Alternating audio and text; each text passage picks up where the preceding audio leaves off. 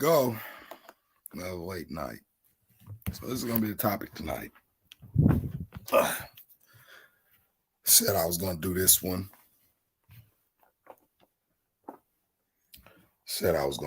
So I'm gonna be waiting for a few people to get in here.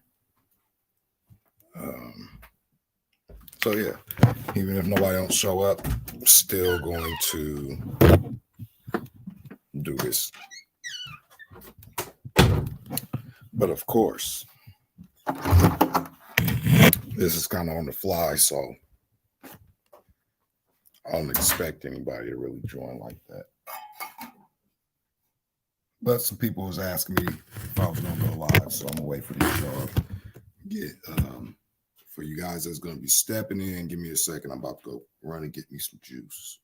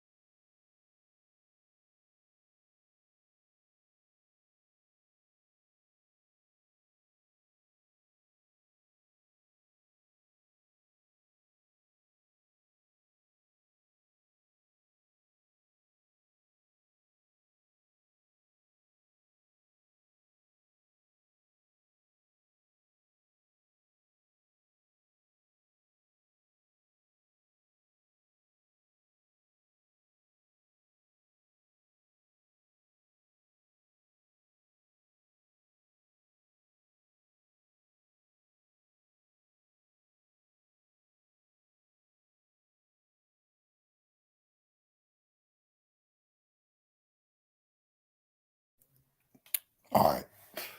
So I know it's not gonna be. I know it's not gonna be too many people because this again is live on the fly. I'm gonna try and keep this one a little bit under probably. See if I could do a max of 2 hours and 30 minutes. Let me just do this because I want to make sure my connection is working as well.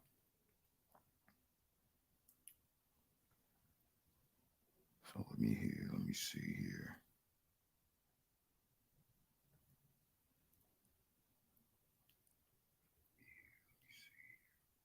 All right. So for you guys that's going to be watching, people that's going to be tuning in later, I wanted to cover this topic because this was another one of those ongoing discussions.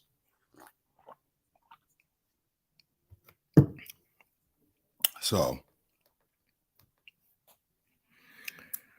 let me see where I want to get started real quick. So give me a few seconds. I'm gonna have to pull up this stuff. I think I want to start off around this. Let me see here. Let me just just give me 1 second. I think that is in Genesis. Genesis. I want to say 37. Let's see if that's the one I want. So give me a second. Okay. All right. So I was talking about this once before, and I wasn't able to expound on what I wanted to expound on.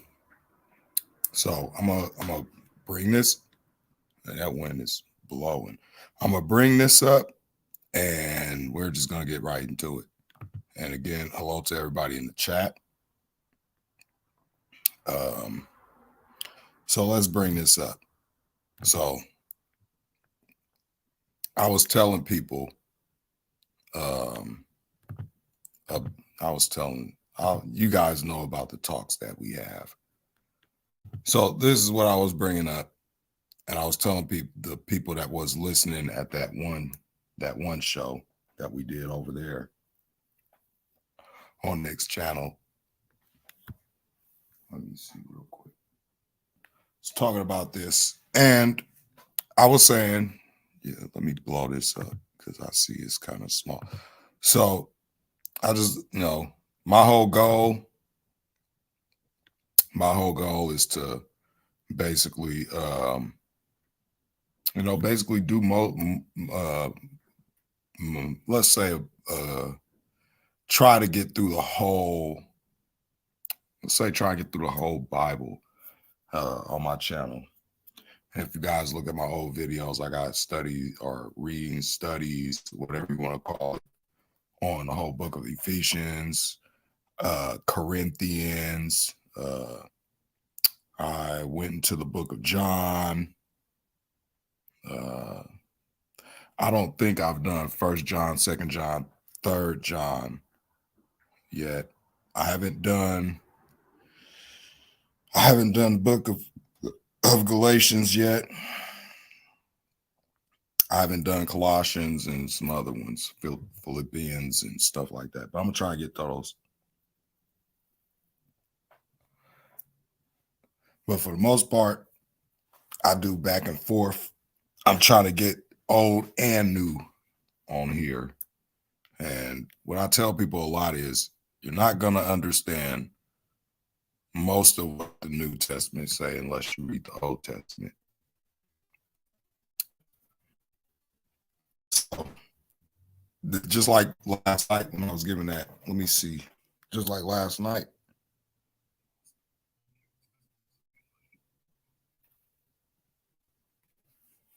let me see something.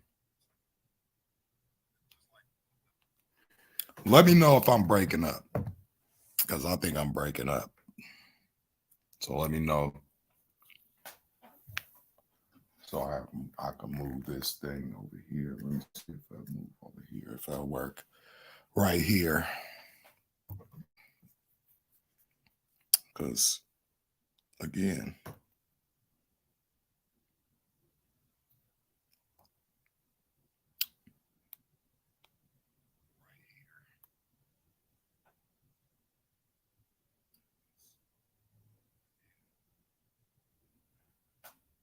all right, so I sound kind of fine. So if at any time I start breaking up, just let me know. I got my phone running, so I'm gonna be looking at the chat on my phone just to be sure if I'm breaking up. All right, so Old Testament, right? The story of basically them living in Egypt and in Canaan, and all the claims that I made about that. So I'm just gonna get right into it. So people say that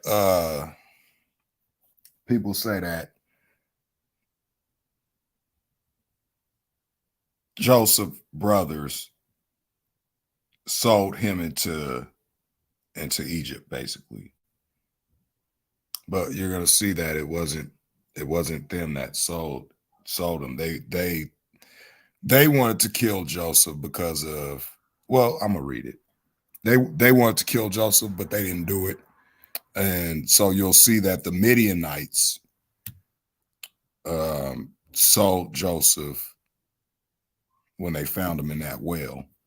And then they tried to concoct this lie and say that an evil beast or a beast devoured Joseph. And this goes into why I was saying what I was saying. And the title is, what does the Bible say about it? 430 or 400? Because a lot of people make the claim that just because they see that 430, that it has to apply to what Abraham was told. But if you read, they didn't never go into the promised land until I would have to go into the generations.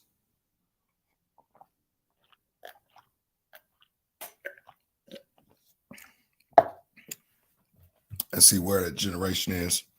Now we know the fourth generation. I think in the Bible, the generations are, each generation would be like 80 years or so. But I have to look at that again. But so it talks about them living here. So we're going to go through this. We're going to go into Genesis, and then we're going to go into Exodus, and then we're going to go into Deuteronomy a little bit, seeing where this, tracing this whole thing down, everything that happened.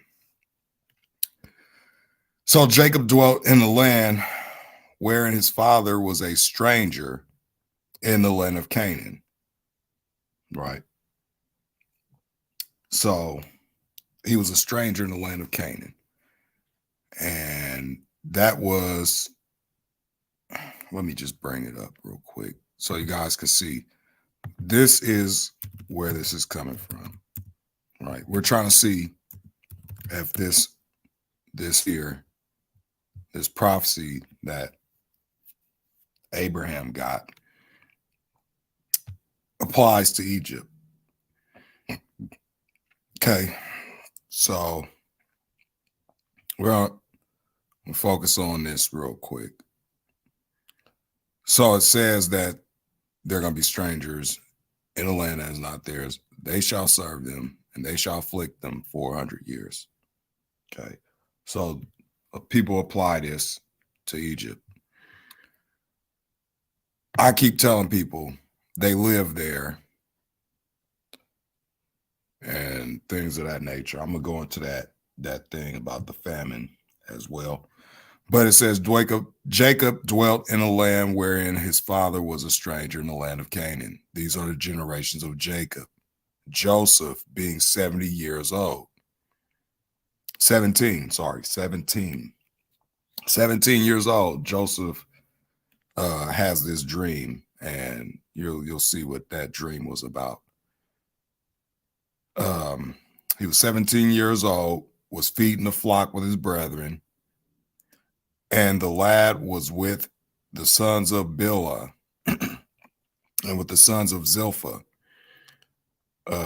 Zilpah, or I believe that's how you pronounce it, his father's wives, and Joseph brought unto his father their evil report. So it's talking about when they were conspiring against Joseph here.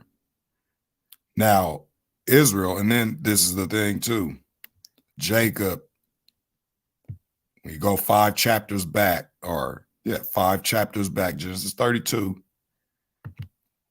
the reason why you see here the generations of Jacob, and then you see right here now Israel loved Joseph, because it's talking about the same person. Jacob's name was changed to Israel. If you guys don't know that story, Genesis 32, everybody should know that Jacob wrestled with the angel and all that good stuff, right? So now Israel loved Joseph more than all his children, because he was the son of his old age, and he made him a coat of many colors. I told you, bro, make an appointment. Time, day, and all that stuff.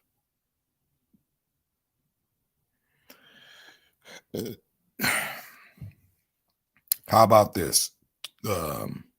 Wednesday, I'll let you on, bro. I kind of already had this one planned. So that's why I said, tell me what day and what time you're available.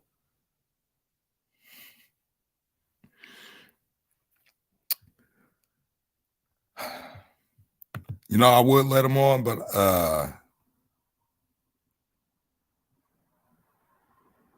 I could do it Wednesday.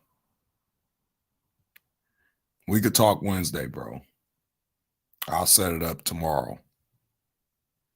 Just let me know what time you'll be free, and yeah, we could do that Wednesday. I don't have anything to do Wednesday. All right, so now Joseph loved all his. Now Israel loved Joseph more than all his children, because he was the son of his old age, and he made him a coat of many colors. And when his brethren saw that their father loved him more than all his brethren, they hated him. So his brothers hated him, and then Joseph has this dream and could not speak peaceably unto him. And Joseph dreamed a dream, and he told it his brethren, and they hated him yet the more. And he said unto them, Hear, I pray you, this dream which I have dreamed. For behold, we were bending, we were binding sheaves in the field, and lo, my sheaf arose and also stood upright. And behold, your sheaves stood round about and made abstinence to my sheaf. And his brethren said to him, Shalt thou indeed reign over us? Or shalt thou indeed have dominion over us? And they hated him yet the more for his dreams and for his words.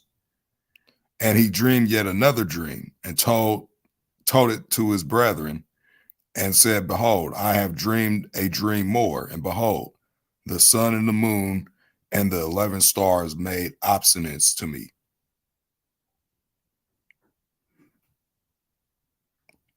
And he told it to his father and to his brethren, and his father rebuked him and said unto him, What is this dream that thou hast dreamed? Shall I and thy mother and thy brethren indeed come to bow down ourselves to the earth, to the earth? So this is going to be actually basically talking about Joseph ruling in Egypt, not being oppressed, not being afflicted. He's going to be ruling down there. Now, when the affliction starts, it's around the time when Moses comes. Okay. So they're not in Egypt at this time. They're not in Egypt at this point. Excuse me. They're not down there. They're in Canaan. Okay, so and his brethren envied him, but his father observed the sayings, or the saying. And his brethren went to feed their father's flock in Shechem. And Israel said unto Joseph, basically Jacob said unto Joseph, Do not thy brethren feed the flock in Shechem? Come, and I will send thee unto them. And he said to him, Here am I. And he said to him, Go, I pray thee, see whether it be well with thy brethren and well with the flocks, and bring me word again. So he sent him out of the vale of Hebron, and he came to Shechem. And a certain man found him, and behold, he was wandering in the field. And the man asked him, saying, What seekest thou? And he said, I seek my brethren. Tell me, I pray thee, where they feed their flocks. And the man said, They are departed hence. For I have heard them say, Let us go to Dothan. And Joseph went after his brethren and found them in Dothan. And when they saw him afar off, even before he came near unto them, they conspired against him to slay him. So this is what the whole plot was. They were going to kill him, or wanted to kill him because of the dreams that he had. And he was basically telling them, I had this dream, and you guys are going to be basically, I'm going to be basically a ruler, and I'm going to be over you guys. That's what he told them. And they said one to another, But this dreamer cometh. Come now, therefore, and let us slay him and cast him into some pit and we will say, some evil beast hath devoured him, and we shall see what will become of his dreams. And Reuben heard it, and he delivered him out of their hands, and said, let us not kill him. And Reuben said unto them, shed no blood, but cast him into this pit that is in the wilderness. And you'll notice this pattern that, they go into the wilderness and stuff like that. Lay no hand upon him, that he might rid him out of their hands, to deliver him to his father again. And it came to pass, when Joseph was come to his brethren, that they stripped Joseph out of his coat of many colors that was on him, and they took him and cast him into a pit. And the pit was empty, and there was no water in the pit, water in it. And they sat down to eat bread, and they lifted up their eyes and looked, and behold, a company of Ishmaelites. So this is the descendants of Ishmael. They came from Gilead with their camels bearing spicery and balm and myrrh, going to carry it down to Egypt. And Judah said unto his brethren, what profit is it if we slay our brother and conceal his blood? Come, let us sell him to the Ishmaelites, and let not our hand, be upon him. For he's our brother and our flesh, and his brethren were content. Then there passed by Midianite, and they drew and lifted up Joseph out of the pit and sold Joseph. So people will stop right here, where Judah is basically saying, let us sell him to the Ishmaelites, right? So they didn't never end up selling him. They didn't sell him to the Ishmaelites. So the Midianites ended up drawing him up out of the pit, and Shalom. So the Midianites are the ones that actually takes Joseph, and they take him and then they bring him to Egypt. They sold him for 20 pieces of silver. So then there passed by Midianite merchantmen. They drew and lifted up Joseph out of the pit and sold Joseph to the Ishmaelites for 20 pieces of silver, and they brought Joseph into Egypt. And Reuben returned unto the pit, and behold, Joseph was not in the pit, and he rent his clothes, basically tore his clothes. And he returned to his brethren and said, the child is not, and I whither shall I go? And they took Joseph's coat and killed a kid of the goats and dipped the coat in the blood. And they sent the coat of many colors, and they brought it to their father and said, we have found this, have we found? Know now whether it be thy son's coat or no.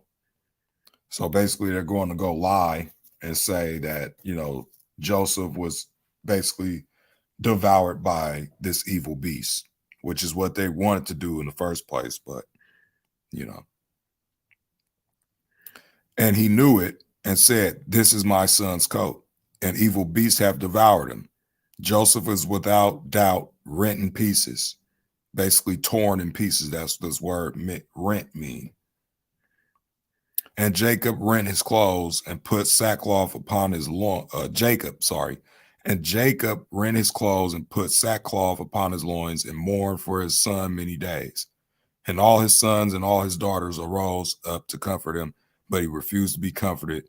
He said, for I will go down into the grave unto my son mourning. Thus his father wept for him.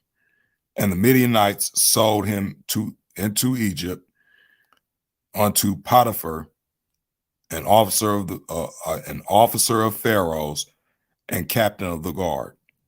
So we understand that according to what this says, it wasn't Jacob and them that sold not Jacob, Judah and his brothers that that sold Joseph. It was the Midianites when they drew him up out the well. All right.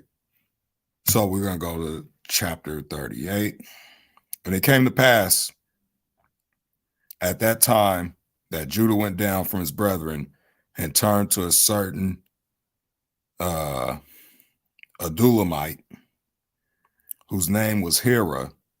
And Judah saw, I'm going to skip past this.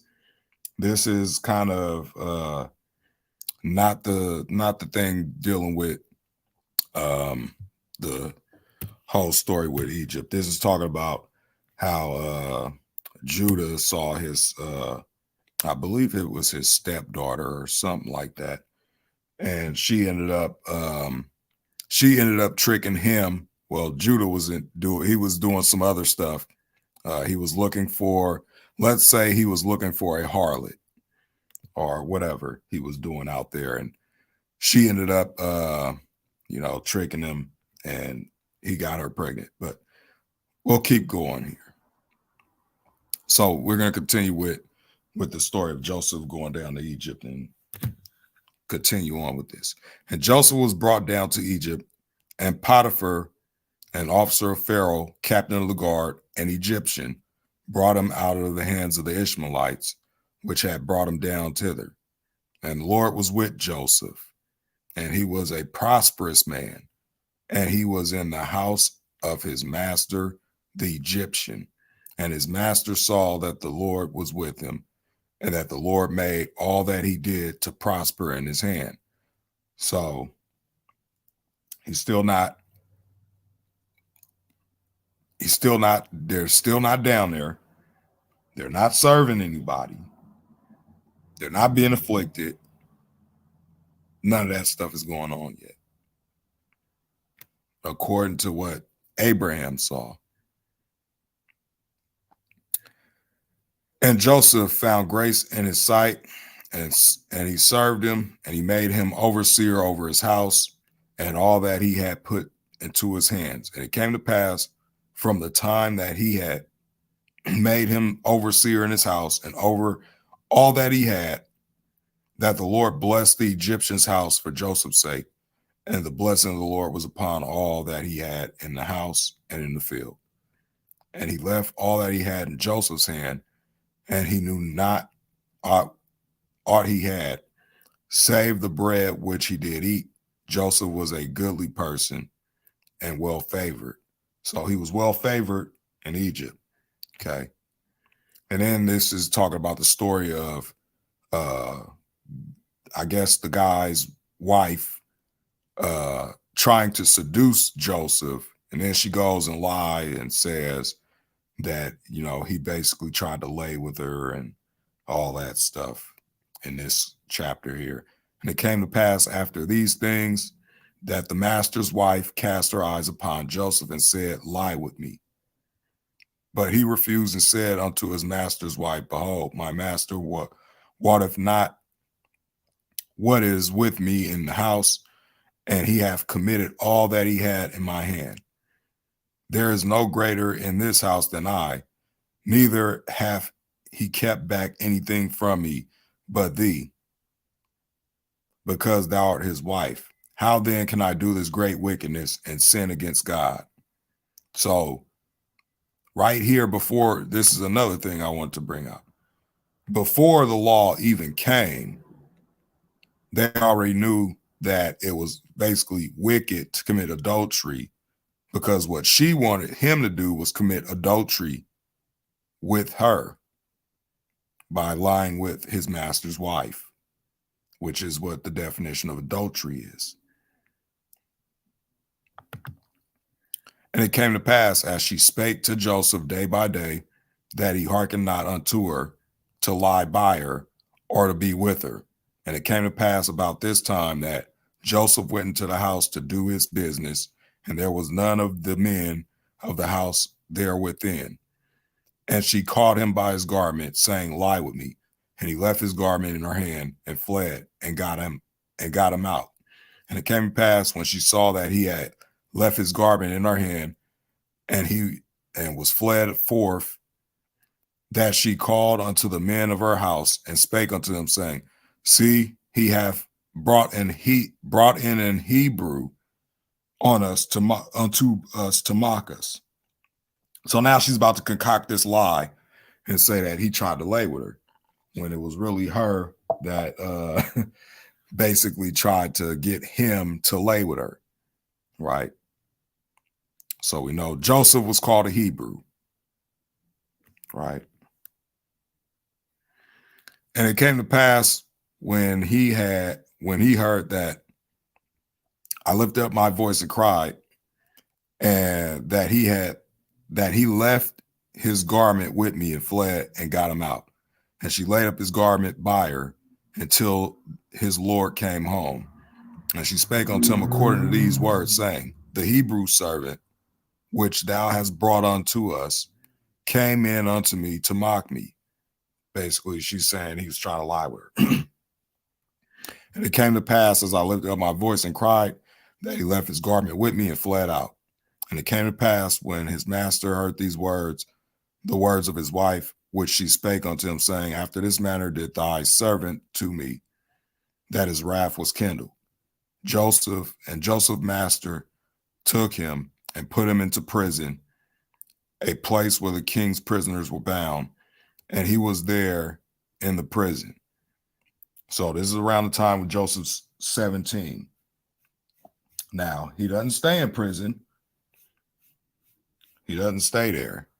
So the Egyptian king of this time has a dream. And it's the same thing that happens with Daniel. When Daniel was, when Nebuchadnezzar has this dream, and he calls all the wise men to Babylon to go and tell him his dream. And he basically sends out a decree that if no one could tell him his dream, that he would, kill the wise men of Babylon. Well, this is a ongoing pattern here. The first time this happens is with Joseph. The Pharaoh has a dream. Joseph's in prison, and basically Joseph tells his dream, tells Pharaoh his dream, and then Pharaoh makes him ruler. Okay. So the Pharaoh makes him a ruler in Egypt. But the Lord was with Joseph and showed him mercy and gave him favor in the sight of the keeper of the prison. And the keeper of the prison committed to Joseph's hand all the prisoners that were in the prison. So even then, the keeper of the prison basically sets Joseph above all the other prisoners. Whatsoever they did there, he was the doer of it. And the keeper of the prison looked not to anything that was under his hand, because the Lord was with him. And that which he did, the Lord made it to prosper. So, still not getting afflicted. Still no mention of, let me see, what is this? All right. Still no mention of any of that stuff that Abraham was told.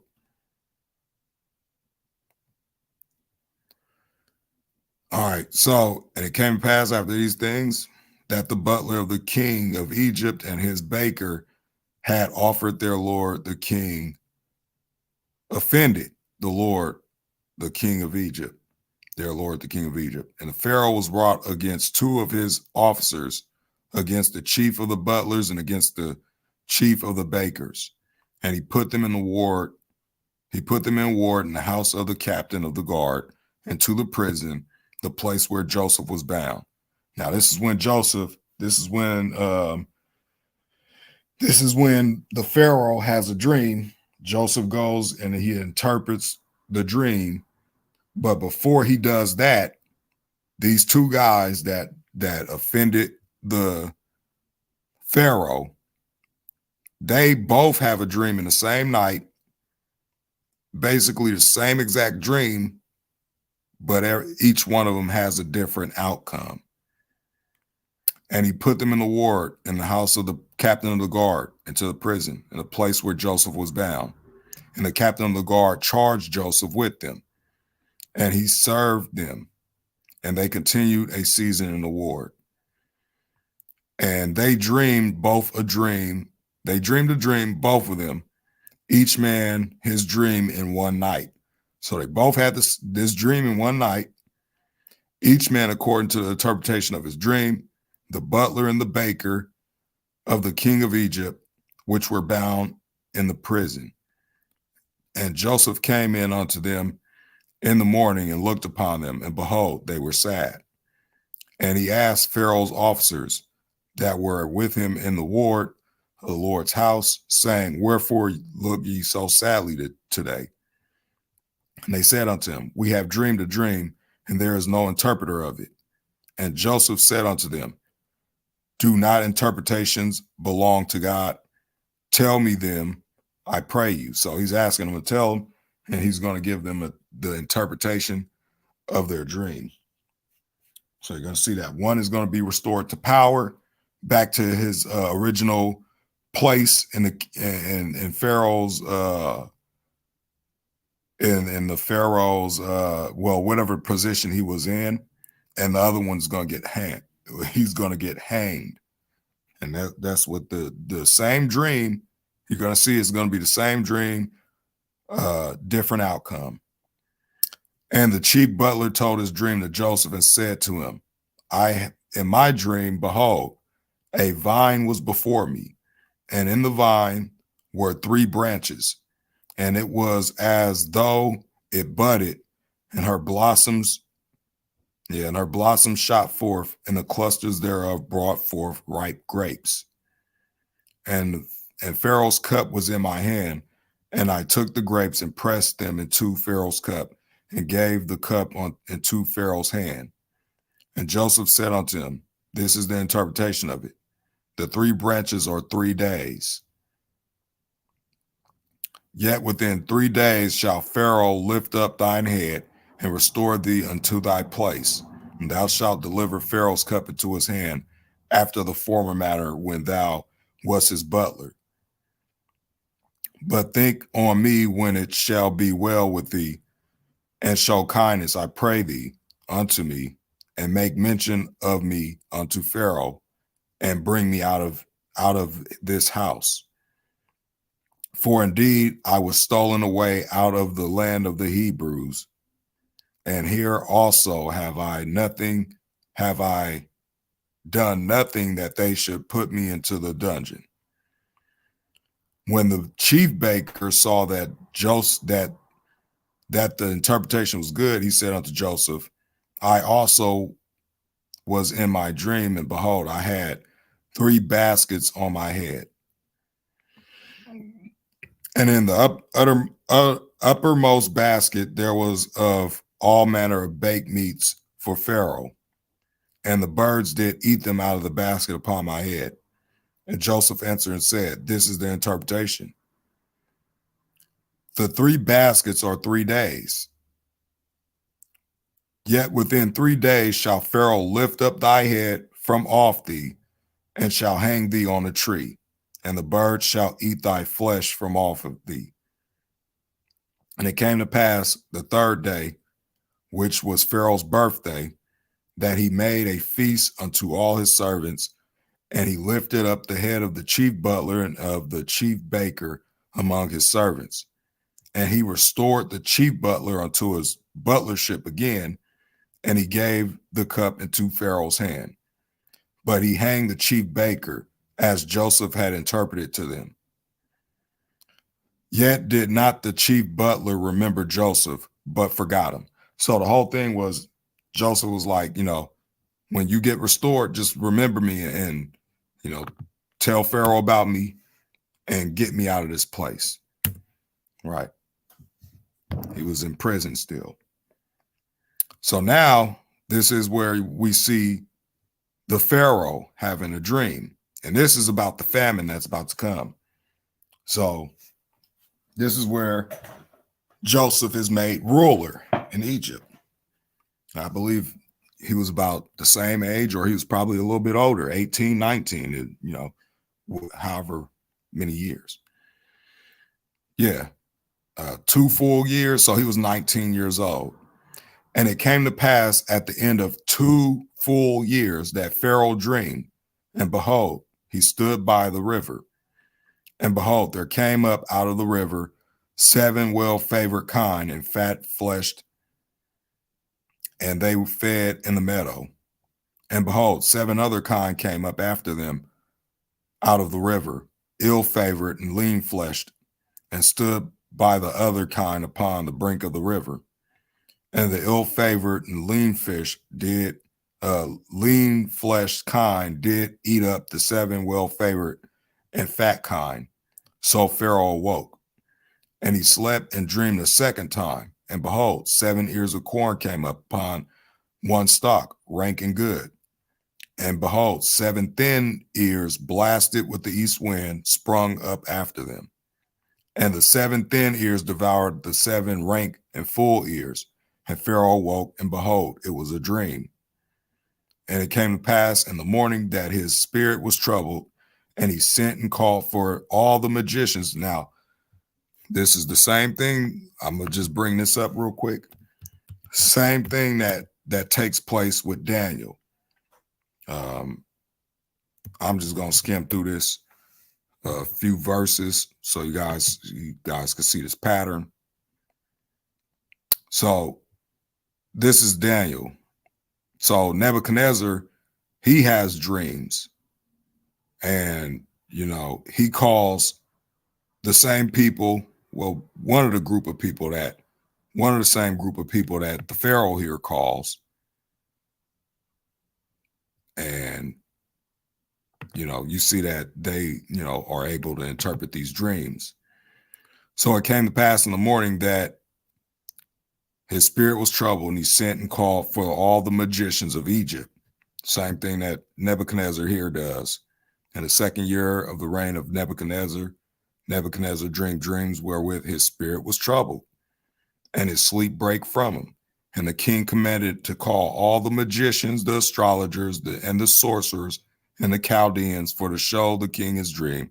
So they came and stood before the king. So you could read this, and it's the same pattern that takes place throughout their whole history when they're in these nations and stuff. And these kings or these rulers had these dreams, and they're called in to interpret them and all this stuff. So, and all the wise men thereof. So that's the same thing that happened in Babylon, but Egypt came before Babylon. And Pharaoh told them his dream, but there was none that could interpret unto Pharaoh. Same thing that happened with Nebuchadnezzar. Nebuchadnezzar has this dream. He calls all the astrologers, the magicians, the sorcerers, the Chaldeans, and he's like, tell me my dream. If you don't tell me my dream, he's basically gonna, they were gonna die. That he put out a decree to, kill the wise men of Babylon. But it's what he says. Then spake the chief butler unto Pharaoh, saying, I do remember my faults this day. Pharaoh was wroth with his servants, and put me in the ward in the captain of the guard's house, both me and the chief baker. And we dreamed a dream in one night. And I and he, we dreamed each man according to the interpretation of his dream.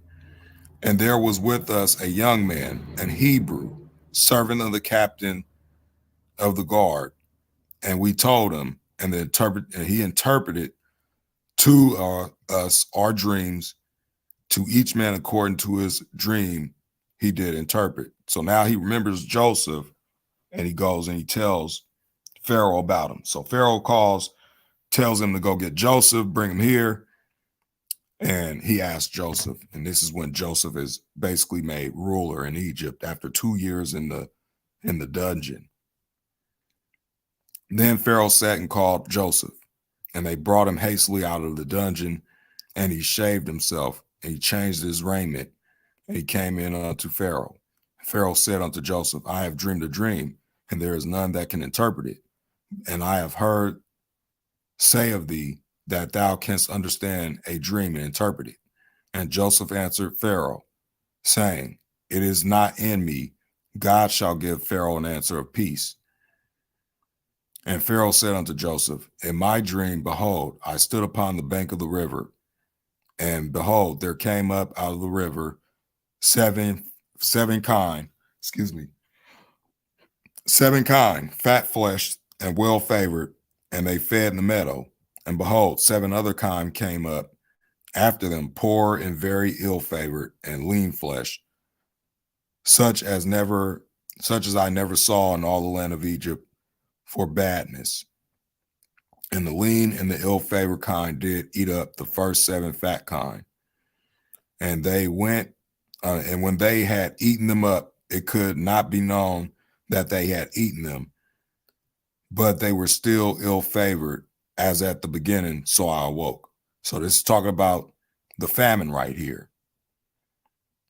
And I saw in my dream, and behold, the seven ears came up in one stalk, full and good.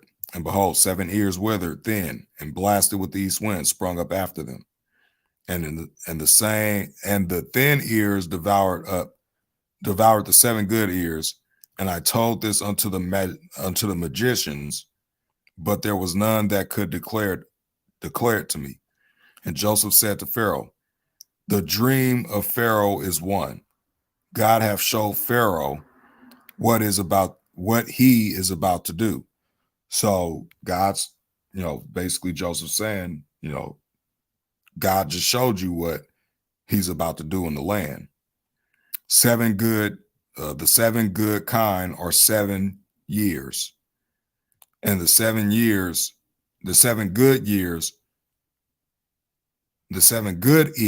the corn, are 7 years. So they both 7 years.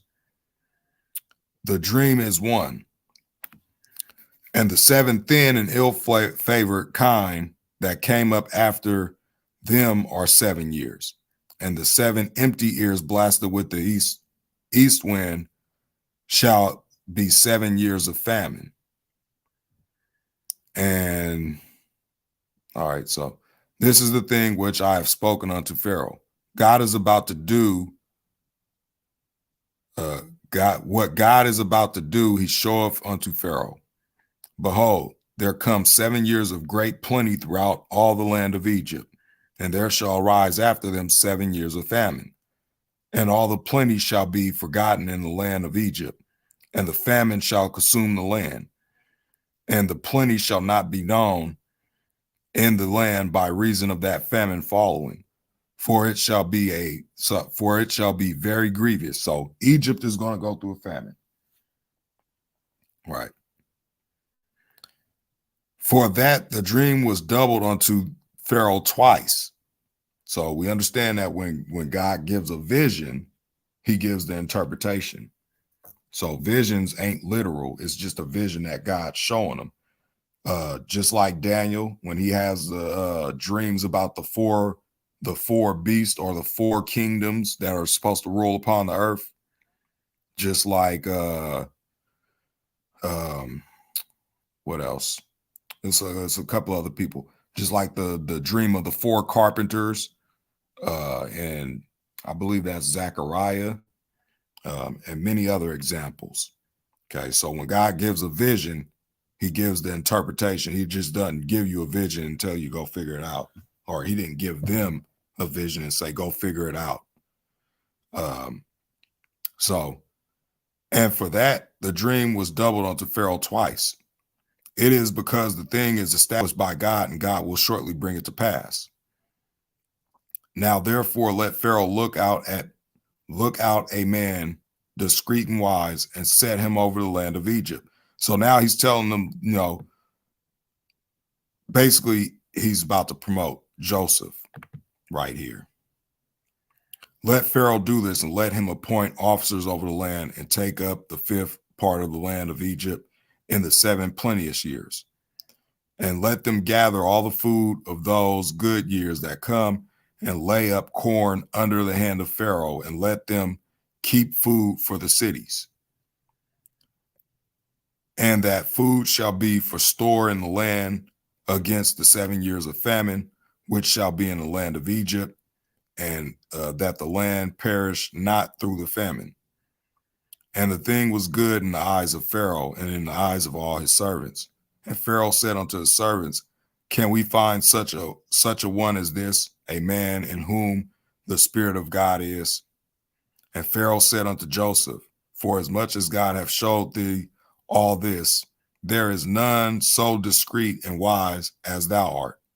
Thou shalt be over my house, and according unto thy word shall all my people be ruled.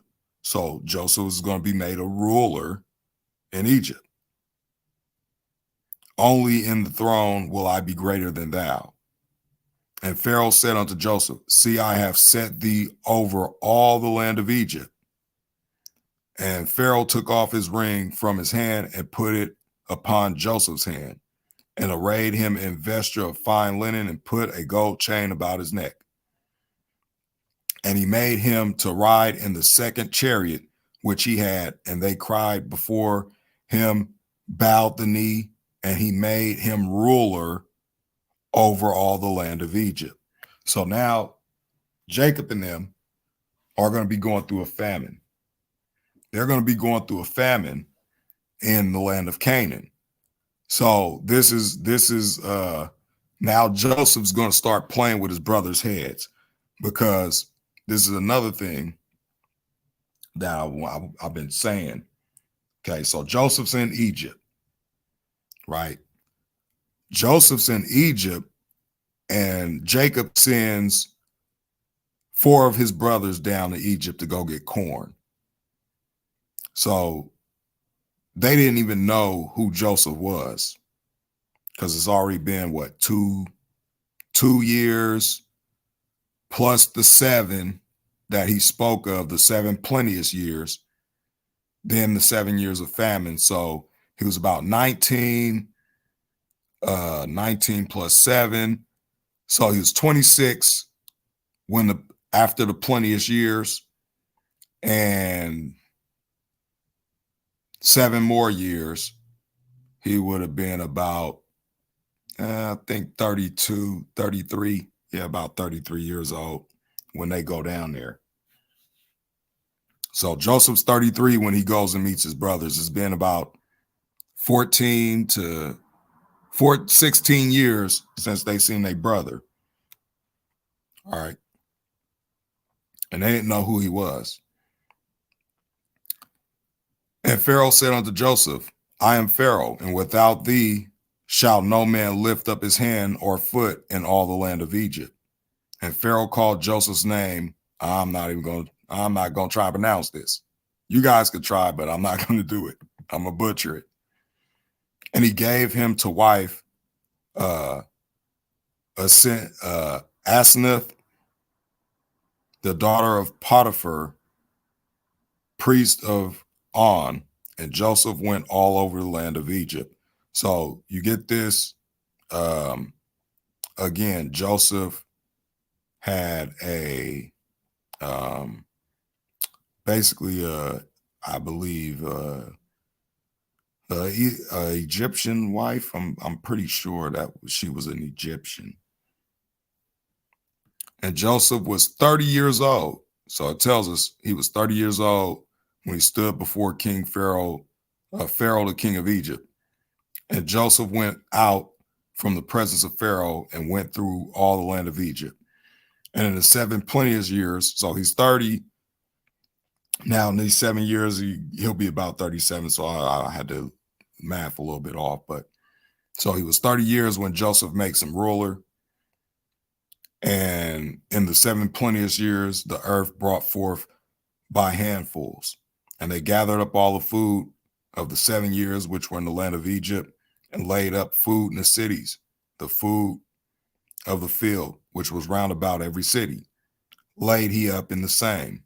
And Joseph gathered corn as the sand of the sea, very much, until he left numbering, for it was without number. And unto Joseph were born 2 sons before the years of the famine came, which Asenath, or whatever, the daughter of Potiphar, priest of On, bare unto him. And Joseph called the name of the firstborn Manasseh, for God said, hath for God said he hath made me forget all my toil and all my father's house. And the name of the second son he called Ephraim, for God hath caused me to be fruitful in the land of my affliction. And the 7 years of plenteous that was in the land of Egypt were ended.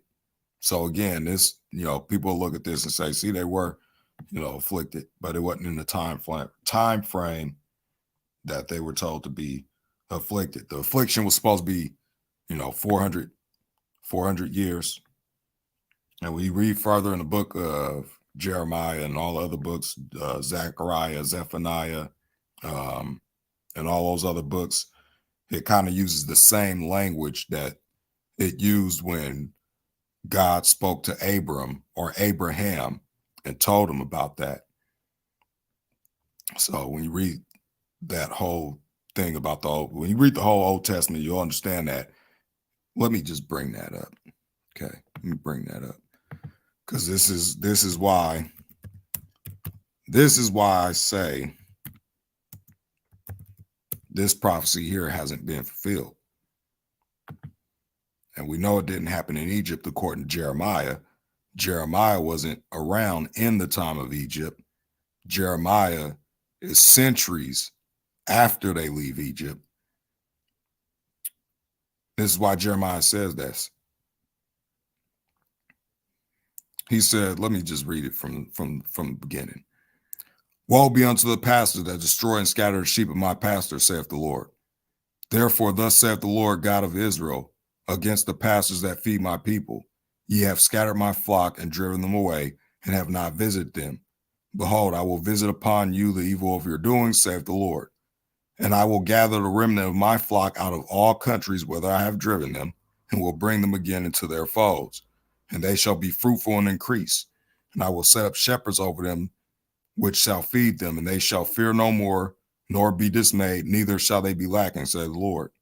Behold, the days come, saith the Lord, that I will raise up unto David a righteous branch, and a king shall reign and prosper, and shall execute judgment and justice in the earth. In his days, Judah shall be saved, and Israel shall dwell safely. And a lot of people apply this. Let me not go there. Let me not say that. I'm just going to keep reading. And let this his name, and this is his name, whereby he shall be called the Lord our righteousness. So this is talking about Christ right here in the Old Testament. A lot of people say that, there's no prophecies about him in here. And it's just a certain sect or a group of people that say that. So then it says here, therefore, behold, the days come, saith the Lord, that they shall no more say, this is how we know this ain't been fulfilled. They shall no more say, the Lord liveth, which brought up the children of Israel out of the land of Egypt. So it's not going to be talking about this anymore. But the Lord liveth, which brought up and which led the seed of the house of Israel out of the north country and from all countries whither I have driven them, and they shall dwell in their own land. And the same thing Ezekiel talked about in Ezekiel 37, I believe, 36, one of those. So Egypt is not going to be talked about no more when he does what he's going to do, when he gathers the remnant of his flock. And I believe that's talking about the 144,000 mentioned in Revelation 7. Let me just go there, because this would be considered the remnant. Revelation 7 and Revelation 7. So it talks about the angel ascending from heaven, having the seal of the living God. And he cried with a loud voice to the 4 angels to whom it was given to hurt the earth and the sea, saying, hurt. So this is when this is going to happen, when he gathers them, saying, hurt not the sea, not the earth, nor the sea, nor the trees, until we have sealed the servants of our God in their foreheads. And I heard the number of them which were sealed, and there were sealed 144,000 from all the tribes of the children of Israel. And you'll see it's talking about Judah, 12,000, Reuben, sealed 12,000, tribe of Gad, sealed 12,000, Asher, 12,000, Naphtali, 12,000, tribes of Manasseh, 12,000, tribe of Simeon, 12,000, tribe of Levi, sealed 12,000, tribe of Issachar, sealed 12,000, Zebulun, 12,000, tribe of Joseph, sealed 12,000, the tribe of Benjamin, sealed 12,000. And then people will be like, oh, people have a problem with people reading this. But when you go down one more, I don't see what the problem is if you know this part. And after this, I beheld, and lo, a great multitude, which no man could number, of all nations and kindreds and people and tongue, stood before the throne, before the Lamb, clothed in white robes and with palms in their hands. So, it's just not the 144,000 going in. It's not just the 12 tribes going in. And I tend to make this clear, but again, when you mention this 144,000 here, people have a problem. And it's been like that throughout the history of the Bible. I'll go into some of that one day. They always have these problems with other nations. And it's not, basically them bringing the problems, but I'll go into that one day. All right, so the 7 years of dearth began to come according to Joseph, according as Joseph had said, and the dearth was in all the lands, but in all the land of Egypt there was bread. So somebody said that they had to bring corn or bread or whatever into Egypt. No, Joseph was down there. God was with him. Joseph was storing up food. They had to go down there and buy the food and go back to Canaan. But someone said they had to transport food to Egypt. It's not the case. When you read it. And when all the land of Egypt was famished, the people cried to Pharaoh for bread. And Pharaoh said unto all the Egyptians, go unto Joseph. What he saith to do to you, do. And the famine was over all the face of the earth. And Joseph opened all the storehouses and sold unto the Egyptians. And the famine waxed sore in the land of Egypt. And all countries came into Egypt to Joseph for to buy corn, because that the famine was so sore in all the lands. So all the countries was going to Egypt buying this stuff from Joseph, because Joseph's the ruler. He's made second in command basically under the Pharaoh. Pharaoh's still greater than him, but he's made second command. So now Joseph's down there ruling.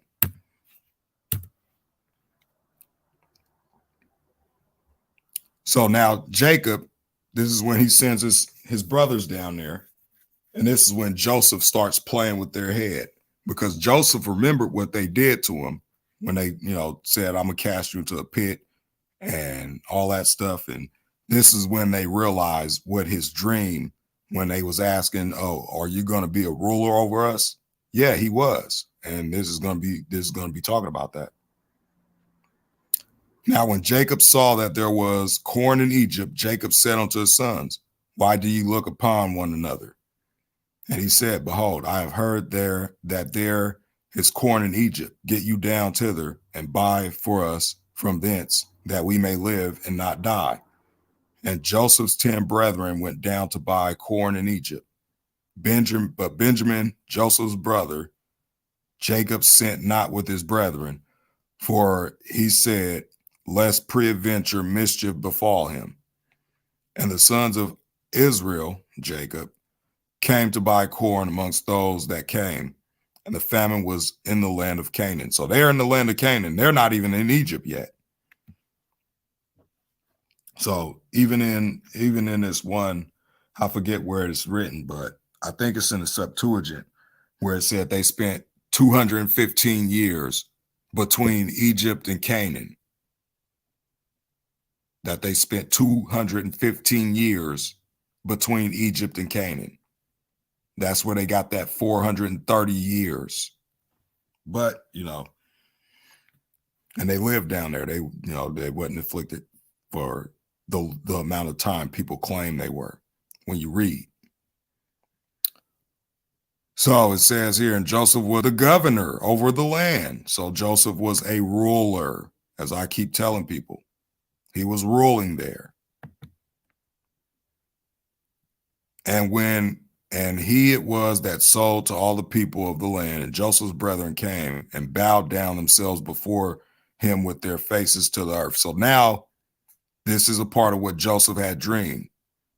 That's why Jacob asked him, are we going to bow ourselves to the earth to you or whatever? That's when Jacob rebuked Joseph. Now they're about to see that Joseph's dream came true. And Joseph saw his brethren, and he knew them, but made himself strange unto them. And he spake roughly unto them. And he said unto them, whence come ye? And they said, from the land of Canaan to buy food. And Joseph knew his brethren, but they knew not him. And Joseph remembered the dreams which he dreamed of them, and said unto them, ye are spies. To see the nakedness of the land ye are come. And they said unto him, nay, my Lord, but to buy food are thy servants come. So now, they basically call, Jacob's a ruler in Egypt, and they're calling him, they're saying that they're his servants, which is what his dream was. We are all one man's son. We are true men. Thy servants are no spies. And he said unto them, nay, but to see the nakedness of the land ye are come. And they said, thy servants are 12 brethren, the sons of one man in the land of Canaan. And behold, the youngest is this day with our father, and one is not. And Joseph said unto them, that is it that I spake unto you, saying, ye are spies. So now Joseph's playing with their head. They don't even know who he is. So now he's playing with their head because he remembered what they did to him. Hereby ye shall be proved. By the life of Pharaoh, ye shall not go forth hence, except your youngest brother come thither. So now they're saying, he's basically talking about himself right here. He prove you not spies. Bring me your brother, your youngest brother, the one that you say is not, the one that you say is not. So he's talking about himself. So now he's playing with their head. Send one of you and let him fetch your brother, and ye shall be kept in prison, that your words may be proved, whether there'll be any truth in you, or else by the life of Pharaoh, surely you are spies. And he put them all together into the ward 3 days. So he's doing to them what he basically had to go through. And Joseph said unto them the 3rd day, this do and live, for I fear God. If ye be true men, let one of your brethren go bound. Let one of your brethren be bound in the house of your prison. Go ye, carry corn for the famine of your houses, but bring your youngest brother unto me. So he's talking about himself. So shall your words be verified, and ye shall not die. And they did so. And they said one to another, we are verily guilty concerning our brother, in that we saw the anguish of his soul when he besought us, and we would not hear. Therefore is this distress come upon us. So he's talking about himself. He's like, bring your youngest brother, which was him. So now they like, man, we feel guilty about what we just did, what we did to Joseph, but they don't even know they're talking to Joseph. And Reuben answered them, saying, Spake I not unto you, saying, don't sin against the child? and ye would not hear. Therefore, behold, also his blood is required. And they knew not that Joseph understood them, for he spake unto them by an interpreter. And he turned himself about from them and wept. And he returned to them again and communed with them and took them from Simeon, and bound him before their eyes. Then Joseph commanded to fill their sacks with corn and to restore every man's money into his sack and to give them provisions for the way. And thus did he unto them. And they laded their asses with corn and departed thence. And as one of them opened his sack to give his ass provender in the inn, he espied his money, for behold, it was in his sack's mouth. And he said unto his brethren, my money is restored, and lo, it is even in my sack. And their heart failed them, and they were afraid, saying to one another, what is this that God hath done unto us? And they came unto Joseph, their father, unto the land of Canaan, and told him all that befell them, saying, the man who is the Lord of the land spake roughly to us, and took us for spies of the country. And we said unto him, we are true men, we are no spies. We be 12 brethren, sons of our father. One is not, and the youngest is this day with our father in the land of Canaan. And the man, the Lord of the country, said unto us, hereby shall I know that ye are true men. Leave one of your brethren here with me, and take food for the famine of your households, and be gone. And bring your youngest brother unto me. Then shall I know that ye are no spies, but that ye are true men. So I will deliver you your brother, and ye shall traffic in the land. So now they're, they going down there telling Jacob, and this is what Jacob says. And it came to pass, as they emptied their sacks, and behold, every man's bundle of money was in his sack. And when both they and their father saw the bundles of money, they were afraid. And Jacob, their father, said unto them, me have you bereaved of my child. Joseph is not, and Simon is not, and ye will take Benjamin away. All these things are against me. And Reuben spake unto his father, saying, slay my 2 sons, if I bring him not to thee. Deliver him into my hand, and I will bring him to thee again. And he said, my son shall not go down with you, for his brother is dead, and he is left alone. If mischief befall him by the way in the which ye go, then shall ye bring down my gray hairs with sorrow to the grave. So now this is, I'm gonna skip past this next couple of things, because this is, let me see, this is this continues with the famine, and then they go down here, and Judah goes down there and he talks to Joseph, and all this stuff starts going on down there, and yeah, it was it's a lot of stuff here. So they take Benjamin down there and all that stuff, and later on down the line, they find out it's Joseph. Jacob goes down there. Their whole family go down there. They given the best houses and all that stuff. So they basically living in the land, right? Let me see where I can find that, because this is just a little conflict that they was going through. Joseph was putting them to the test. So I think it's 47 I want to go to.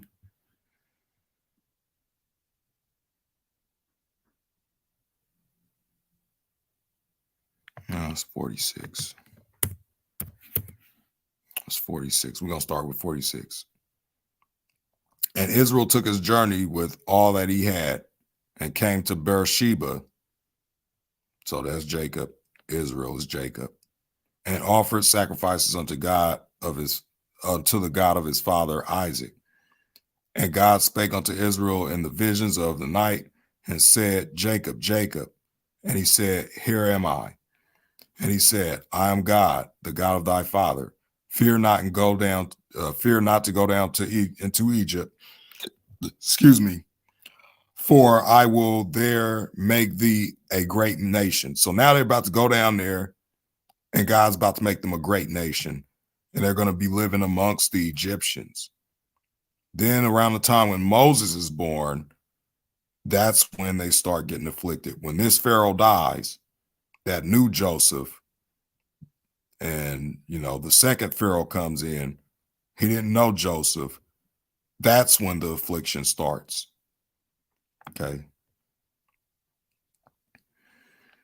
So it says, I will go down with thee into Egypt, and I will also surely bring thee up again. And Joseph shall put his hand upon thine eyes.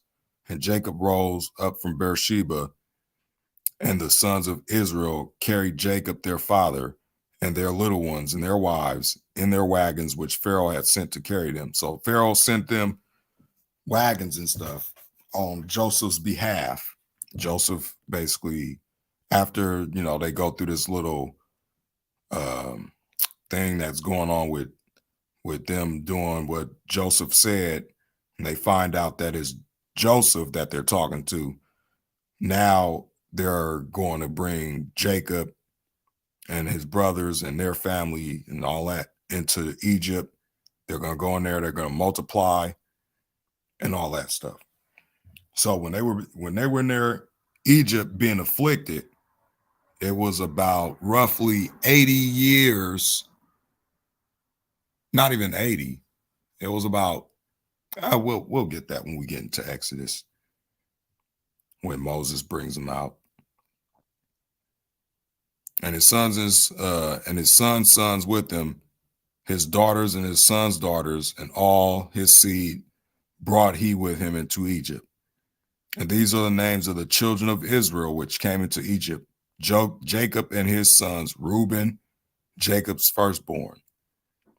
And the sons of Reuben, Hanak, and it goes into these bloodlines. It goes into all these people, Judah's sons and Issachar's sons, and I'm not going to, go through this whole thing.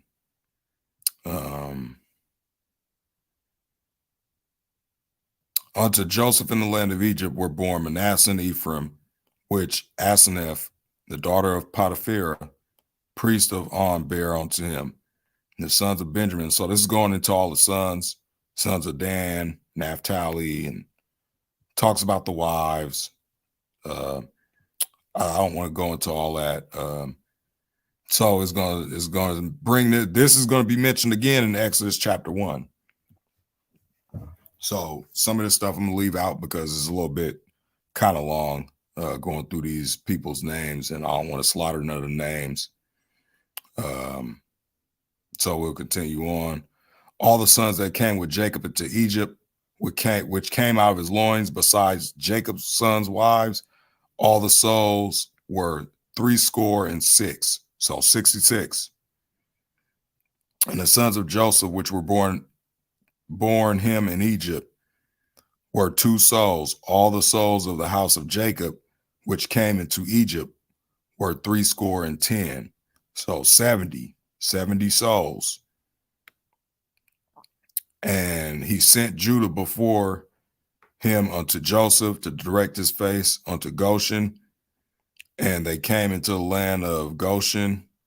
And Joseph made ready his chariot and went up to meet Israel, his father, Jacob, to Goshen, and presented himself unto him. And he fell on his neck and wept on his neck a good while. So Joseph is now reunited with his father. His father all this time thought he was dead because they brought his coat, dipped it in the blood of of whatever they killed, and told their father that an evil beast devoured him. And this whole time Joseph was thought to be dead, and now they're being reunited. And they're going to go into Egypt and live down there, and Joseph's still ruling in Egypt at this time. And Israel said to Joseph, now let me die, since I have seen thy face, because thou art yet alive. And Joseph said unto his brethren and unto his father's house, I will go up and show Pharaoh and say unto him, my brethren and my father's house, which were in the land of Canaan, are come unto me. So now he's about to go and show Pharaoh his family. And Pharaoh's going to, basically give them all this stuff, all these herds and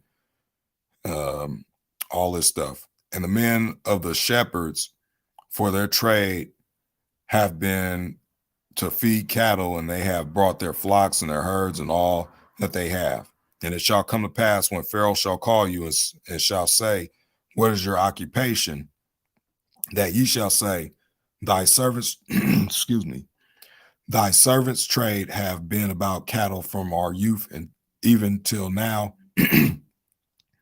both we and also our fathers, that ye may dwell in the land of Goshen, for every shepherd is an abomination unto the Egyptians.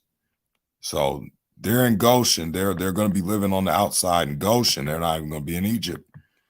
They're basically on the outskirts of Egypt. When you look at the old maps where Goshen was, you'll see that was like on the border of Egypt. So that's where they, excuse me. Let me go get me something to drink. Hold on.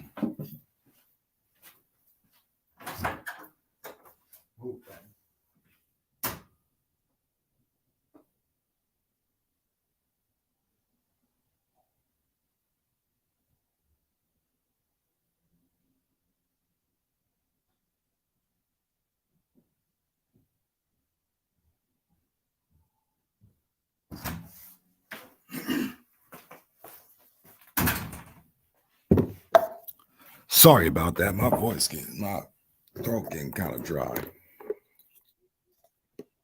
It's been hot up here. So, okay. So now they're going to be living in Goshen for a little bit. And then they're going to end up eventually going into Egypt.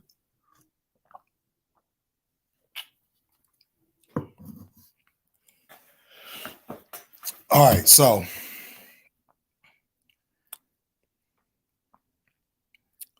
I guess we could get through this part because this is when they all outskirted Joseph meeting Jacob, and Jacob dies, and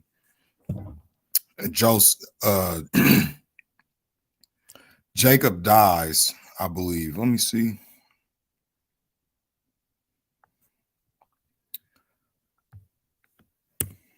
I think Jacob and Joseph died.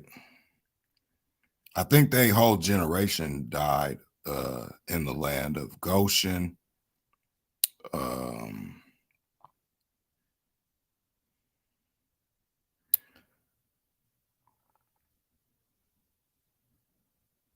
Yeah, I think, yeah, they did die in Goshen.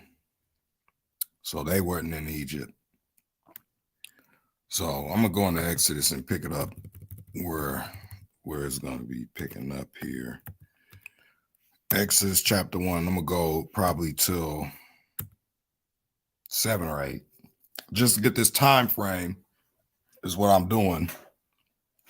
The time frame between the time when they were living down there, when Joseph was ruling, when they died, was in Genesis 50. I think Genesis 50. Let me just see. I want to make sure I got that right before I say it. If I'm not mistaken, it was in Genesis 50 where all them died. Excuse me. So this is them embalming Jacob. So Jacob dies right here in this chapter. And they go bury him. And they have this big, what's this big thing for him? They take him beyond Jordan, and it's where he's buried. The Egyptians were mourning for Jacob. Let me see.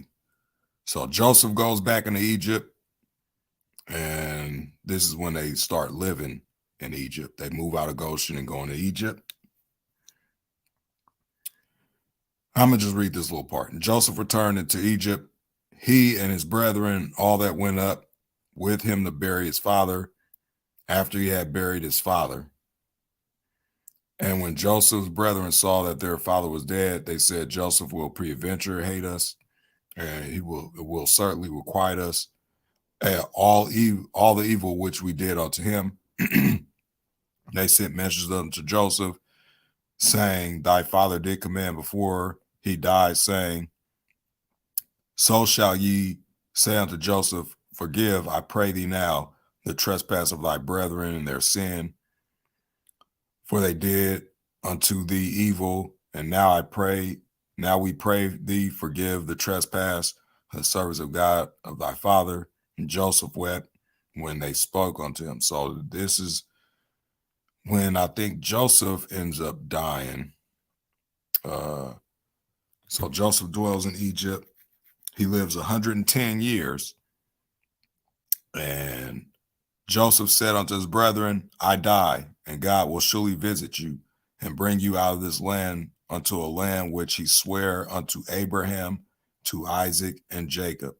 And Joseph took an oath of the children of Israel, saying, God will surely visit you, and ye shall carry up my bones from hence. So Jacob and Joseph died here in chapter 50. I was correct. I knew that was where it was. Now we're going to pick it up here. So now this is talking about when Joseph passes on. This is where we get this whole story when Moses is brought up. The Pharaoh that arose that didn't know Joseph starts afflicting them. And it wasn't for that long period of time. So in that whole chapter in Genesis, they were already in Egypt, living down there. Joseph ruled down there, and they moved down there.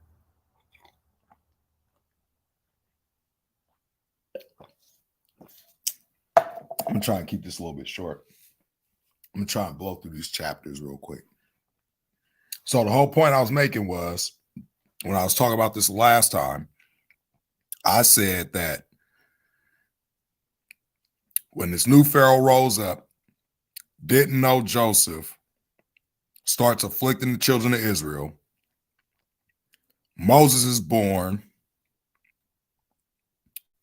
about, I think Moses was like, I think he was 30. He was 30 or 40 when he leaves out of Egypt after he kills the Egyptian soldier.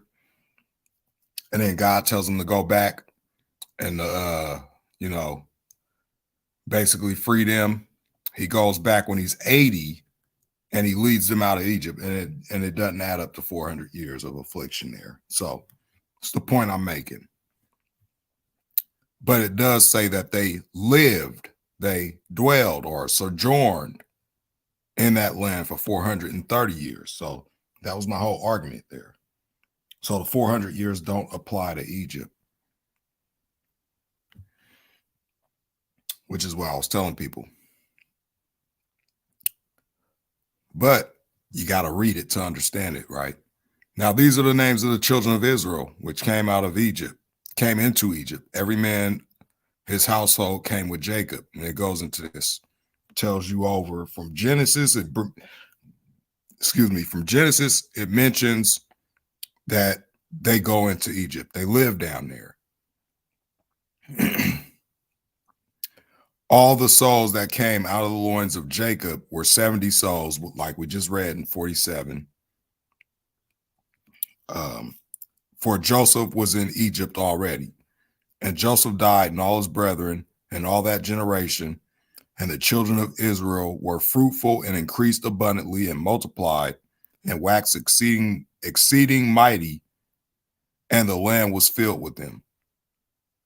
Now, this is the point I keep making, which no one wanted to go and read, but I'm going to read it anyway. Now there arose a new king over Egypt, which knew not Joseph. And he said unto his people, behold, the people of the children of Israel are more and mightier than we. Come, let us deal wisely with them, lest they multiply, and it come to pass that when there falleth out any war, they join also unto our enemies and fight against us, and so get them up out of the land. So the whole thing was they didn't want them in the land. Therefore did they set taskmasters to afflict them with their burdens, and they built for Pharaoh treasure cities, Pithom and Ramses. But the more they afflicted them, the more they multiplied and grew, and they were grieved because of the children of Israel. And the Egyptians made the children of Israel to serve with rigor. So this is when this all starts, right? And they made their lives bitter with hard bondage in mortar and brick, and in all manner of service of the field. All their service wherein they made them serve was with rigor. And people will say, see, it does apply. Well, the time period doesn't add up, because you'll see. And the king of Egypt spake to the Hebrew midwives, of which the names of the ones was Shiphrah, and the name of the other Puah. And he said, when ye do the office of the midwife to the Hebrew women, and see them upon their stools, if it be a son, ye shall kill him. But if it be a daughter, then she shall live. So it's a reason why they want the men dead, because again, the lineage goes through the man according to the Bible. So if they were to wipe out all the child that were boys, there wouldn't be no more Hebrews, because then the Egyptians would have, basically wiped them out. I mean, because the lineage goes through the father. So say if Egyptian laid with the Hebrew girls that would have grew up and became women, if they would have married an Egyptian, it would have basically wiped out all of them. There wouldn't be anybody left from Israel, basically. That's what they were trying to do. That's why he said to kill all the sons. But the midwives didn't do that. And you'll see why they got mad about that. But the midwives feared God and did not as the king of Egypt commanded them, but saved the men children alive. Excuse me. And the king of Egypt called for the midwives and said unto them, why have you done this thing, and have saved the men children alive? And the midwives said unto Pharaoh, because the Hebrew women are not as the Egyptian women, for they are lively and are delivered ere the midwives come in unto them. Therefore God dealt well with the midwives, and the people multiplied and waxed very mighty. And it came to pass, because the midwives feared God, that he made them houses. And Pharaoh charged all his people, saying, every son that is born ye shall cast into the river, and every daughter ye shall save alive. So it's a reason why he wants to kill all the boys. There's a reason. Because if you get rid of the men, their plan was to basically not have them multiply. So now we get into Moses here. We get Moses. Moses is born, son of Levi. There went a man out of the house of Levi and took to wife a daughter of Levi. And the woman conceived and bare a son. And when she saw him that he was a goodly child, she hid him 3 months. This is Moses. Where did I put? All right. So this is Moses. This is talking about right here. Now we're going to see according to this timeline. So, and when she could no longer hide him, she took for him an ark of bulrushes, and dabbed him with slime and with pitch, and put the child therein, and she laid it in the flags by the river's bank. And his sister stood afar off, and with what would be done to him. And the daughter of Pharaoh came down to wash herself at the river, and her maidens walked along by the riverside. And when she saw the ark among the flags, she sent her maid to fetch it. And when she had opened it, she saw the child, and behold, the babe wept. And she had compassion on him and said, "This is one of the Hebrews' children." Then said his sister to Pharaoh's daughter, "Shall I go and call thee a nurse of the Hebrew women, that she may nurse the child for thee?" And Pharaoh's daughter said, said to her, "Go." And the maid went and called the child's mother. And Pharaoh's daughter said unto her, "Take this child away and nurse it for me, and I will give thee thy wages." And the women took the child and nursed it. And the child grew, and she brought him unto Pharaoh's daughter, and he became her son. And she called his name Moses. And she said, "Because I drew him out of the water." And it came to pass in those days, when Moses was grown, that he went out into the house, out unto his brethren, and looked on their burdens. And he spied an Egyptian smiting an Hebrew, one of his brethren. And he looked this way and that way. And when he saw that there was no man, he slew the Egyptian and hid him in the sand. And when he went out the second day, behold, two men of the Hebrews strove together. And he said unto him that did the wrong, "Wherefore smitest thou thy fellow?" And he said, "Who made thee a prince and a judge over us? Intendest thou to kill me, as thou basically killed the Egyptian?" And Moses feared and said, "Surely this thing is known." So now Moses is about to flee from Egypt, and he's about to go somewhere else. I forget the name of the land, Midian. He's about to go into the land of Midian. And this is where God tells him, that, he's basically going to make him bring them out of the land. So according to, let me go back to Genesis 50. So according to this timeline here, when Joseph dies, he's in the land of Egypt. There's no affliction here. There's no hard bondage here.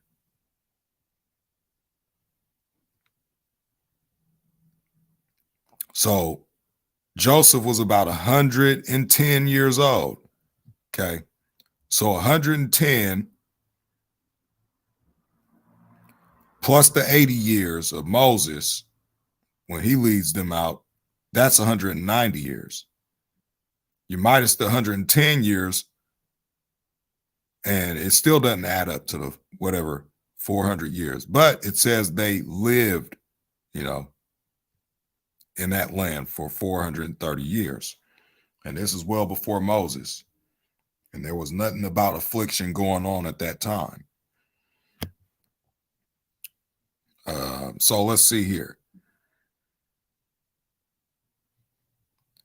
Now, when Pharaoh heard this thing, he sought to slay Moses, but Moses fled from the face of Pharaoh and dwelt in the land of Midian, and he sat down by a well. Now, the priests of Midian had 7 daughters, and they came and drew water and filled their troughs to water their father's flock. But the shepherds came and drove them away. But Moses stood up and helped them and watered their flock. And when they came to rule their father, he said, "How is it that ye are come so soon today?" And they said, "An Egyptian." Now notice this. Moses is a Hebrew, but they said it was an Egyptian that helped them get water. So this is the second instance of a Hebrew being mistaken for an Egyptian, just like Paul was. You had Joseph Now you got Moses, and later on down the line, you got Paul, mistaken for an Egyptian. And they said, an Egyptian delivered us out of the hand of the shepherds and also drew water for us and watered the flock and said unto his daughters, and where is he? And why is it that ye have left the man? Call him that he may eat bread. And Moses was content to dwell with the man, and he gave Moses Zipporah his daughter. And she bare him a son and called his name Gershom, for he said, I have been a stranger in a strange land. And it came to pass, and they'll say, see, he was in the land of Egypt. No, he was in the land of Midian right here. Okay. So if they try and say that verse right there means that, nope. You got to go to verse 15 because he's in the land of Midian right there when he says that. And he names his son that because he was in a strange land. And it came to pass in process of time that the king of Egypt died. So now that king of Egypt died in the process of time.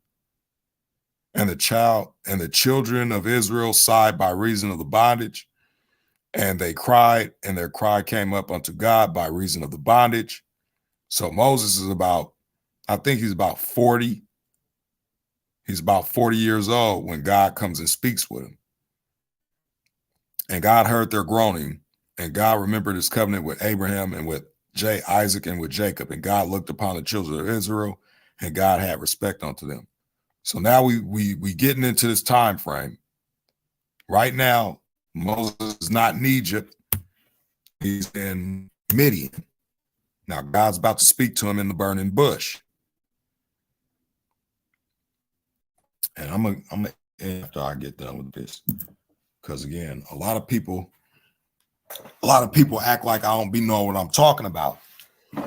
When I tell people I read this book, when I say something, it's basically with this book what I read. So if people don't want to go and read what I ask them to read, I'll do it on my channel and show everybody what I'm talking about. And that's how it got to be. So now Moses kept the flock of Jethro, his father-in-law, the priest of Midian. So he's in the land of Midian, and he led the flock to the backside of the desert. He came to the mount of God, even to Horeb. And the angel of the Lord appeared unto him in a flame of fire out of the midst of a bush. And he looked, and behold, the bush was burnt with fire, and the bush was not consumed. Moses said, I will now turn aside and see this great sight, why the bush is not burnt. When the Lord saw that he turned aside to see, God called unto him out of the midst of the bush and said, Moses, Moses. And he said, here am I. And he said, draw not nigh hither, put off thy shoes from thy feet, for this place where thou standest is holy ground. Excuse me. Moreover, he said, I am the God of thy father, the God of Abraham, the God of Isaac, and the God of Jacob. And Moses hid his face, for afraid to look upon God. And the Lord said, I have surely seen the affliction of my people, which are in Egypt, and have heard their cry by reason of their taskmasters, for I know their sorrows. And I am come down to deliver them out of the hand of the Egyptians, and to bring them up out of that land unto a good land and a large. So a good land, which would be from the river Egypt to the Euphrates, that was the large land, unto a land flowing with milk and honey, unto a place of the Canaanites and the Hittites and the Amorites and the Perizzites and the Hivites and the Jebusites. Now, therefore, behold, the cry of the children of Israel has come unto me. So this is the same place that he told Abraham he was going to give them that land. So you're going to see that, they basically didn't even make it. I probably might have to do a part 2 to this because, it's getting kind of late. And I'm still not at the 2 hour and 30 minute marker, so I might have time. All right. I might have time. I'm still at the 2 hour, 1 hour, 45 minutes. I got about, man, another 45 minutes. So I'm going to try and blow through this real quick. Now, therefore, behold, the cry of the children of Israel has come up unto me, and I have also seen the oppression wherewith the Egyptians oppressed them. Come now, therefore, and I will send thee unto Pharaoh, that thou mightest bring forth my people, the children of Israel, out of Egypt. Moses said unto God, who am I that I should go unto Pharaoh, and that I should bring forth the children of Israel out of Egypt? And he said, certainly I will be with thee, and this shall be a token unto thee that I have sent thee. When thou shalt bring forth the people out of Egypt, ye shall serve God upon this mountain. And Moses said, and Moses said unto God, behold, when I come to the children of Israel, and shall say unto them, the God of your fathers hath sent me unto you, and they shall say to me, what is his name? What shall I say unto them? And God said to Moses, I am that I am. And he said, thus shalt thou say unto the children of Israel, I am hath sent me unto you. And God said, moreover, to Moses, thus shalt thou say to the children of Israel, the Lord God of your fathers, the God of Abraham, the God of Isaac, and the God of Jacob, have sent me unto you. This is my name forever, and this is my name, and this is my memorial unto you, unto all generations. Go and gather the elders of Israel together and say unto them, the Lord God of your fathers, the God of Abraham, the God of Isaac, and of Jacob, appeared to me, saying, I have surely visited you and seen that which is done to you in Egypt. And I have said, I will bring you up out of the affliction of Egypt unto a land of the Canaanites, the Hittites. I don't know why that went like that. Hittites and the Amorites and the Perizzites and the Hivites and the Jebusites unto a land flowing with milk and honey. And they shall hearken to thy voice, and thou shalt come, thou and the elders of Israel, unto the king of Egypt, and shalt say unto him, the Lord God of the Hebrews have met with us, and now let us go, we beseech thee, 3 days' journey into the wilderness, that we may sacrifice unto the Lord our God. And I am sure that the king of Egypt will not let you go, no, not by a mighty hand. So now he's going to tell Moses that the Pharaoh's not going to let him go, and he's going to harden the Pharaoh's heart to make him not want to let him go. And then he's going to start casting judgments on the land. And this is where we get the 10 plagues of Egypt. This is when, they start doing all this stuff in there, basically. Shalom, Diane. So I'm almost gonna be done with this. Give me a sec.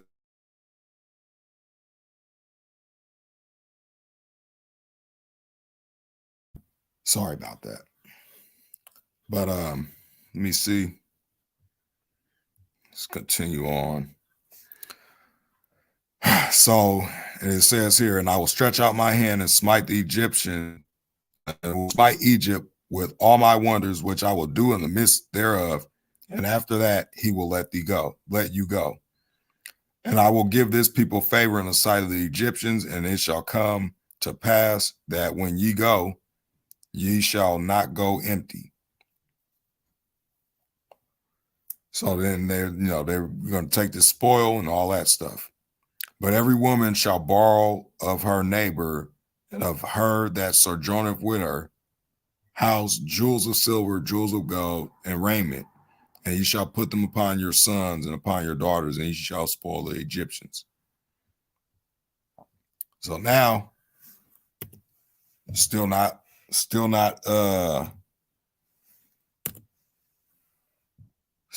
at that time frame.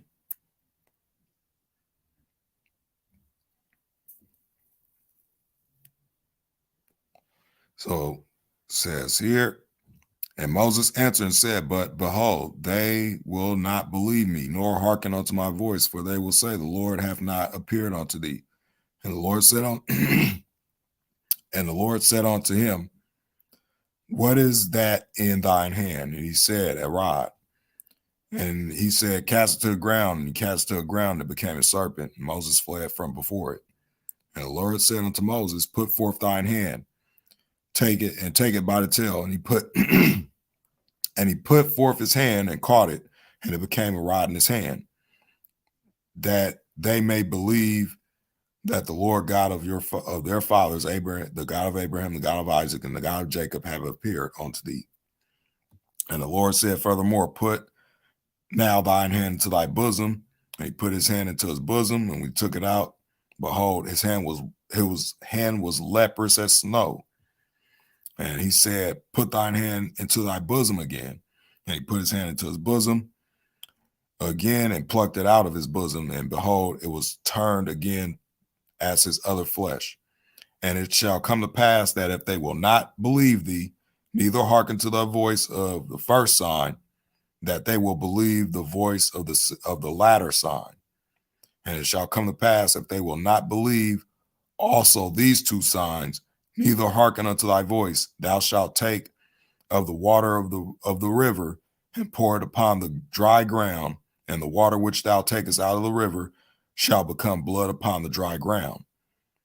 And Moses said unto the Lord, O my Lord, I am not eloquent, neither heretofore, or since thou hast spoken unto thy servant, but I am slow of speech and of a slow tongue. And the Lord said unto him, and the Lord said unto him, Who hath made man's mouth, or who maketh the dumb, or deaf, or seeing, or the blind? Have not I the Lord? Now therefore go, and I will be with thy mouth, and teach thee what thou shalt say. And he said, O my Lord, send, I pray thee, by the hand of him whom thou wilt send. And the anger of the Lord was kindled against Moses, and he said, Is not Aaron the Levite thy brother? I know that he can speak well.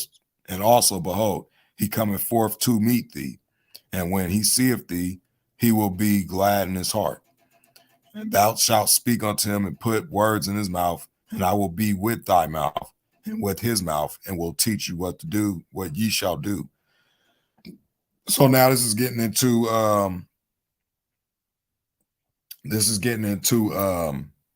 now this is when he's going in there and he's about to go and do all these wonders in the land of Egypt, all the stuff that God told him to do.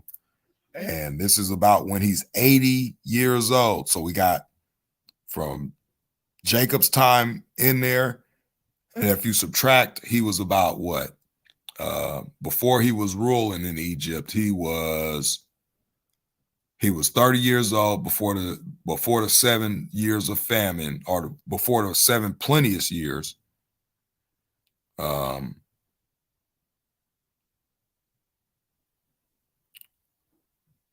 When he got out of prison.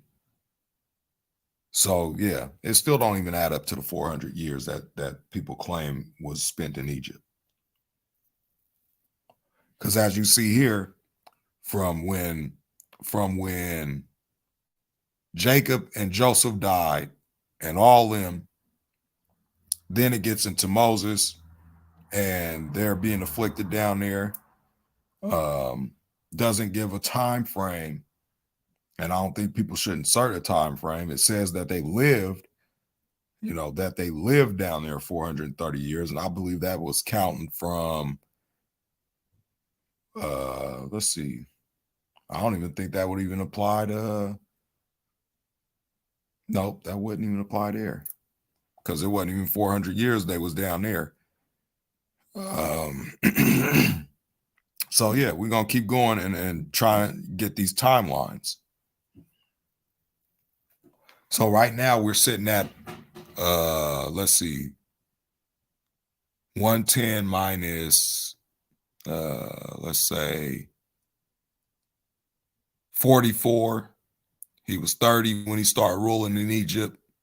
Joseph was ruling Egypt at the age of 30. So you add from there 30, the 14 years, the plenteous years, and the famine years, and then you subtract that from, so 30 from, so Joseph would have been 80 years old when, so it would have been 80 years from that time when he was ruling down there, which don't account for any affliction, don't count for any bondage. They were ruling and living down there and all that stuff. So we got that. So now up till that time, from 80 to 80, that's 160. So the affliction started when Moses was born. So the affliction will be 80 years in, according to that. Now they lived down there 430 years. They wasn't down there for the, basically they say 400 in bondage. And, they wasn't even in bondage that long or being afflicted down there that long. Because the affliction started around time of Moses, and Moses leads them out of Egypt when he's 80 years old, which doesn't add up to 4. So we just going through these timelines and we seeing what if people write what they say. And the timeline is in the Bible. So I haven't gotten to 400 yet, and I'm doing the calculations on my phone. It's right now, it's at 80 years of them being in Egypt with the affliction and all that good stuff. So we're going to keep going here. And thou shalt speak unto him. And all right, I read that. And he shall be thy spokesman unto the people, and he shall be to thee instead of thy mouth, instead of a mouth, and thou shalt be to him instead of God.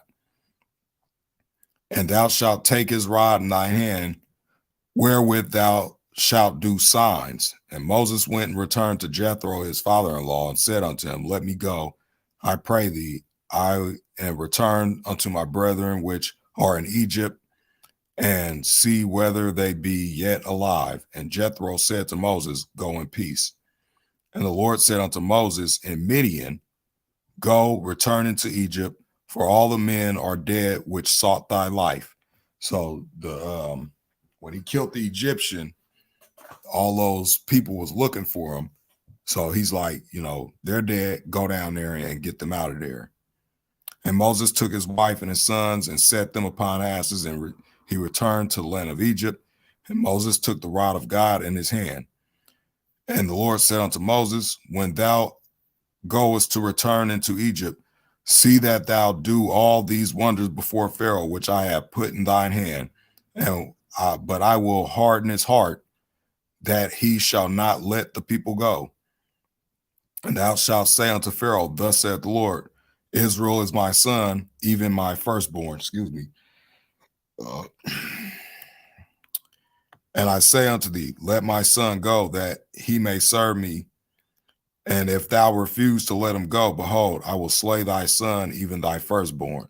So this is where you get the 10 plagues of Egypt, the death of the firstborn, the locusts, the flies, and all that other stuff, the rivers of blood, and then the darkness and all that stuff. Let me just bring up something real quick.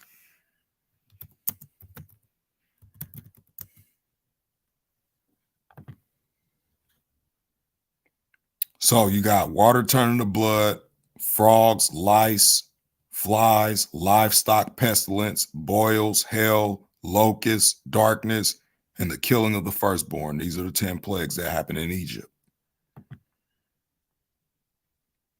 And let me just see. Let me see.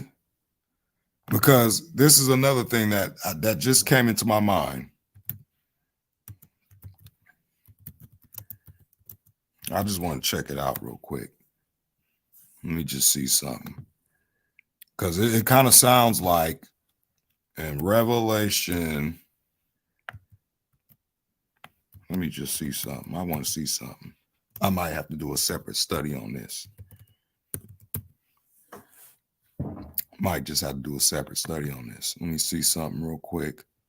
I'm just going to skim through this.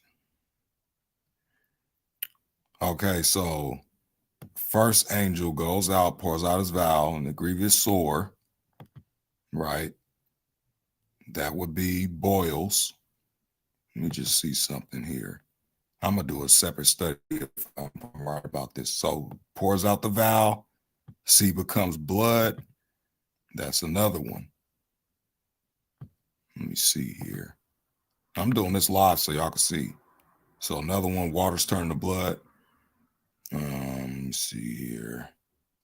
Fourth angel, scorched with fire. All right.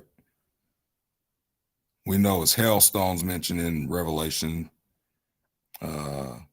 Darkness falls upon the king of the beast. So we got a few of these plagues that's going to happen in Revelation. That the same plagues happened in Egypt. Not all of them, but some of them I believe are in the seals. Some of them I think are in the trumpets as well. I'm gonna look into that, and I'm gonna probably do a study on that. Oh yeah, we did. It's always good to be, have peaceful conversations. I'm looking in the chat. Okay. And it came to pass by the way in the end that the Lord met him and sought to kill him. And Zipporah took a sharp stone and cut the foreskin of her son and cast it at his feet and said, surely a bloody husband thou art to me. So he let him go. Then she said, a bloody husband thou art because of the circumcision. And the Lord said to Aaron, go into the wilderness to meet Moses. And he went and he met him in the mount of God and kissed him. Basically, yeah.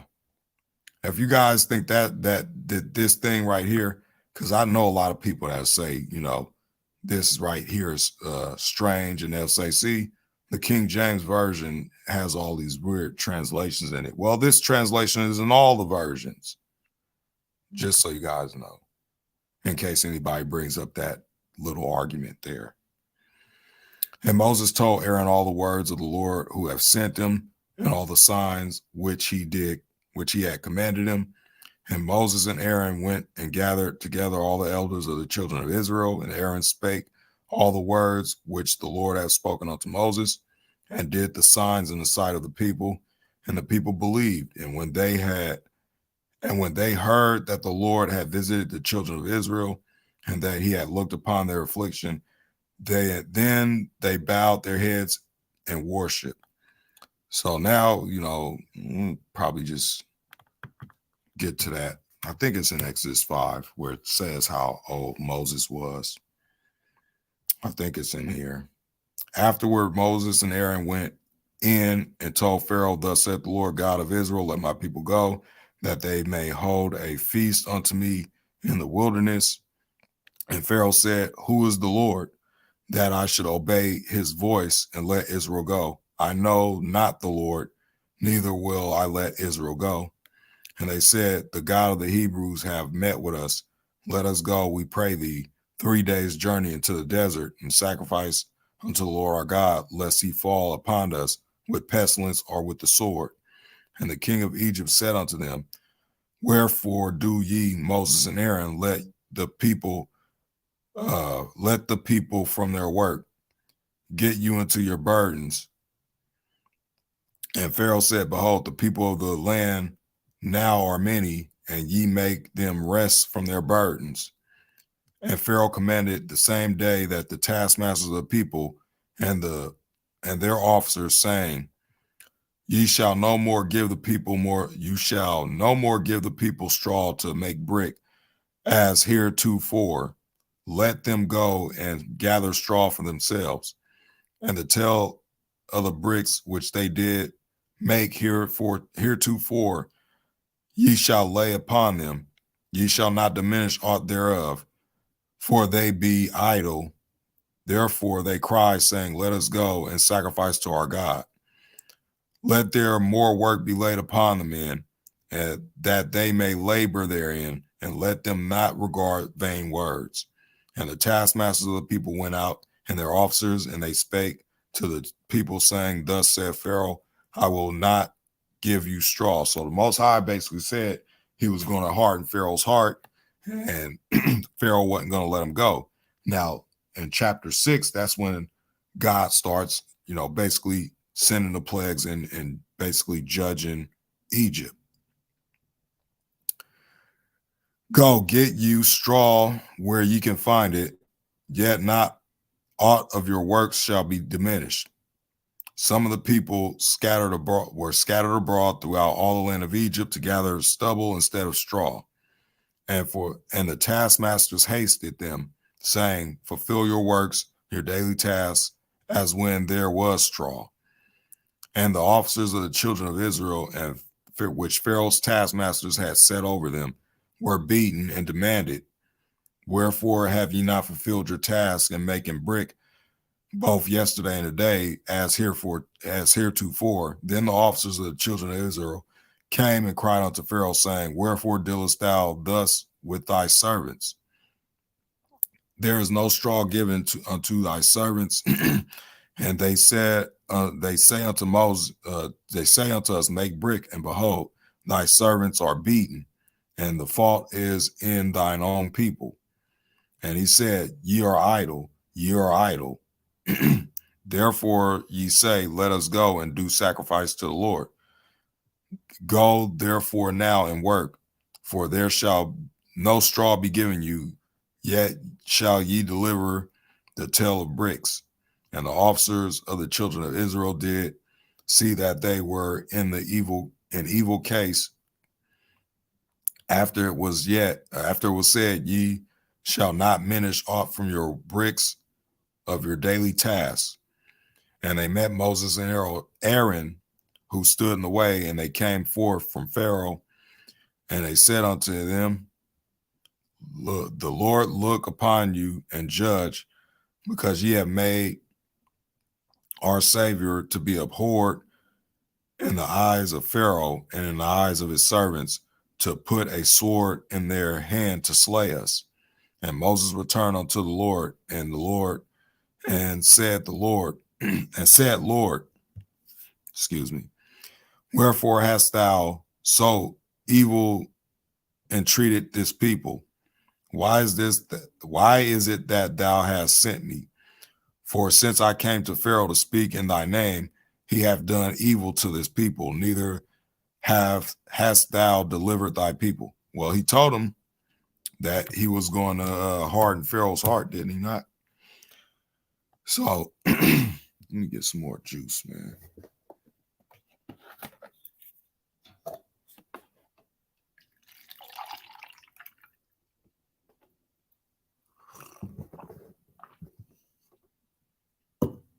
I hate it so hot up here. That's the only thing I hate up here. Now, when I was in Oakland, it wasn't never this hot.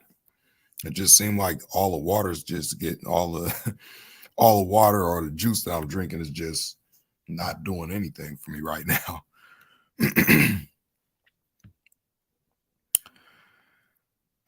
Then the Lord said unto Moses, now shalt thou see what I will do to Pharaoh.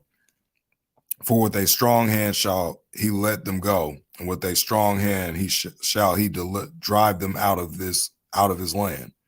And God spake unto Moses and said unto him, I am the Lord, and I appeared unto Abraham, unto Isaac, and unto Jacob by the name of God Almighty, but by my name Jehovah was I not known to them. And I have also established my covenant with them to give them the land of Canaan, the land of their pilgrimage, wherein they were strangers. And I have also heard the groaning of the children of Israel, whom the Egyptians kept in bondage, and I have remembered my covenant. Wherefore say unto the children of Israel, I am the Lord, and I will bring you from under the burdens of the Egyptians, and I will rid you out of their bondage, and I will redeem you with a stretched out arm and with great judgments. And I will take you to me for a people, and I will be to you a God, and ye shall know that I am the Lord your God, which bringeth you out from under the burdens of the Egyptians. And I will bring you in unto the land concerning the which I did swear to give it to Abraham, to Isaac, and Jacob, and I will give it to you for a heritage. I am the Lord. And Moses spake unto the children of Israel, but they hearkened not unto Moses for anguish of spirit and for cruel bondage. And the Lord spake unto Moses, saying, Go in, speak unto Pharaoh, king of Egypt, that he let the children of Israel go out of his land. Excuse me. And Moses spake before the Lord, saying, Behold, the children of Israel have not hearkened unto me. How then shall Pharaoh hear me,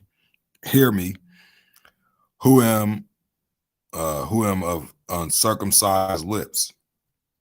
And the Lord spake unto Moses and unto Aaron, and gave them charge unto the children of Israel and unto Pharaoh, king of Egypt, to bring the children of Israel out of the land of Egypt. These be the heads of their fathers' houses, the sons of Reuben, the firstborn of Israel, Hanak and Palu, Hezron and Carmi. These be the families of Reuben. So it's going to get into all these families, and I'm not going to even read off all this. And also notice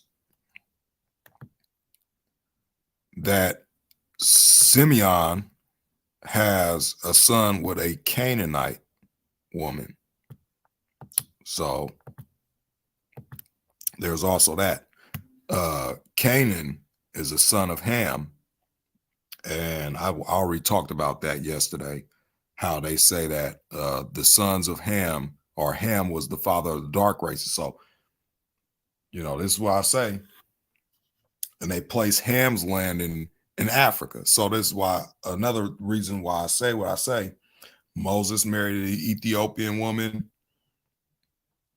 You got Simeon, he marries a Canaanite woman. And these are the descendants of Ham. And let me bring up that map real quick.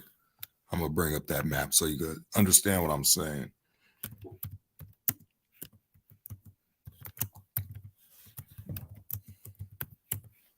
So this is a Table of Nations map dealing with the biblical map of what everything was back then. Okay, as you see here, this is the land of Ham. This is Africa. Okay, and then you got Sinai, Mount Sinai. You got Canaan right here. Canaan is the son of Ham. Cush, Mizraim, Put, all of them are the sons of Ham. Seba, Havilah, Ramah, Sheba, and Sabta. Right, and then you got the land of Shem. This is from the Noetic map. And again, this would be Japheth's land.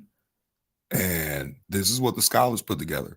So in that scholar note, when I said that they said Japheth were basically of the northern tribe, or the northern families, right? You got right up here near the Caspian Sea, Ashkenaz and Madai. And when you read Ezekiel 38, here's Magog, right? The land of Magog right here. Then you got Tiras, Javim, Meshach. I did a study on, this already. Then you got Joktan. These are the sons of Ham, Aram, Peleg. This right here, Shinar and Babylon. This is where Nimrod was, which is a descendant of Ham. When you read Genesis chapter 5,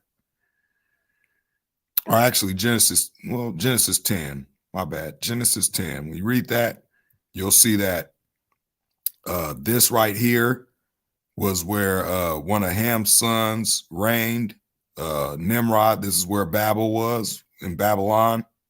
The land of Canaan is basically connected to Africa, right? So you got this part.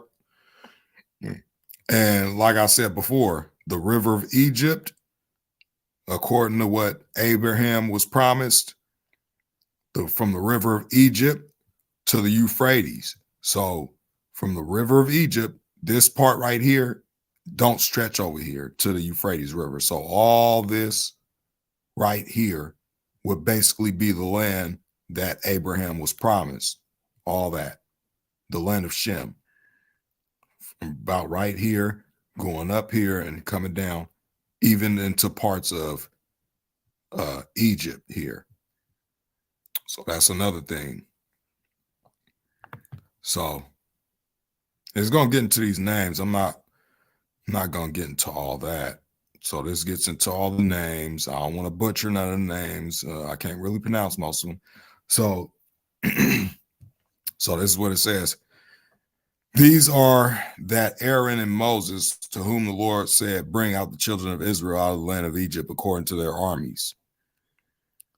These are they which spake to Pharaoh, king of Egypt, to bring out the children of Israel from Egypt. These are that Moses and Aaron. And it came to pass on that day, on the day when the Lord spake unto Moses in the land of Egypt, that the Lord spake unto Moses, saying, I am the Lord. Speak thou unto Pharaoh, king of Egypt, all that I say unto thee.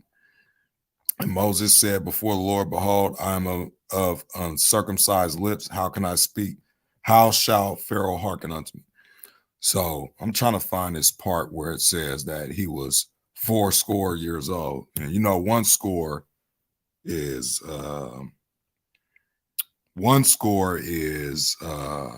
20 years.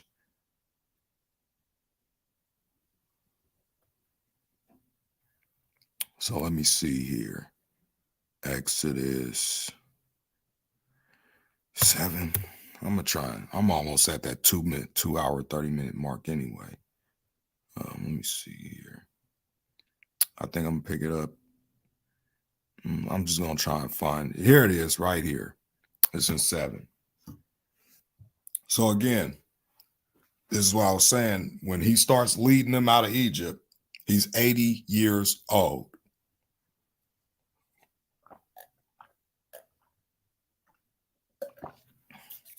Excuse me. All right. This is going to be the last chapter I'm going to read because I'm reaching that mark anyway, 2 hour and 30-minute mark.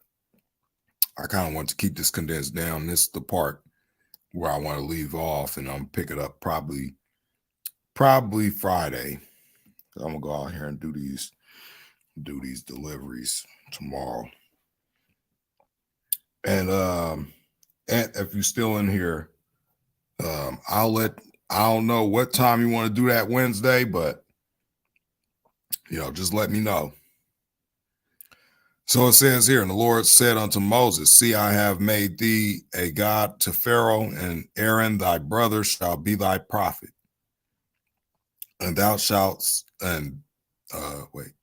speak all that I command thee, and Aaron thy brother shall speak unto Pharaoh, that he send the children of Israel out of his land. And I will harden Pharaoh's heart and multiply my signs and my wonders in the land of Egypt. But Pharaoh shall not hearken unto you, that I may lay my hand upon Egypt and bring forth mine armies and my people, the children of Israel, out of the land of Egypt by great judgments. And the Egyptians shall know that I am the Lord, when I stretch forth mine hand upon Egypt, and will bring out the children of Israel from among them. And Moses and Aaron did as the Lord commanded them, so did they. And Moses was 80 years old, and Aaron 80 years old, when they spake unto Pharaoh.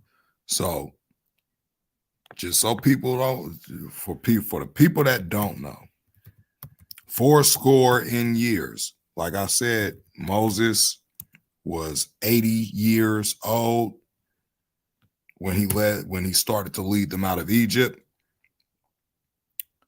80 is 80.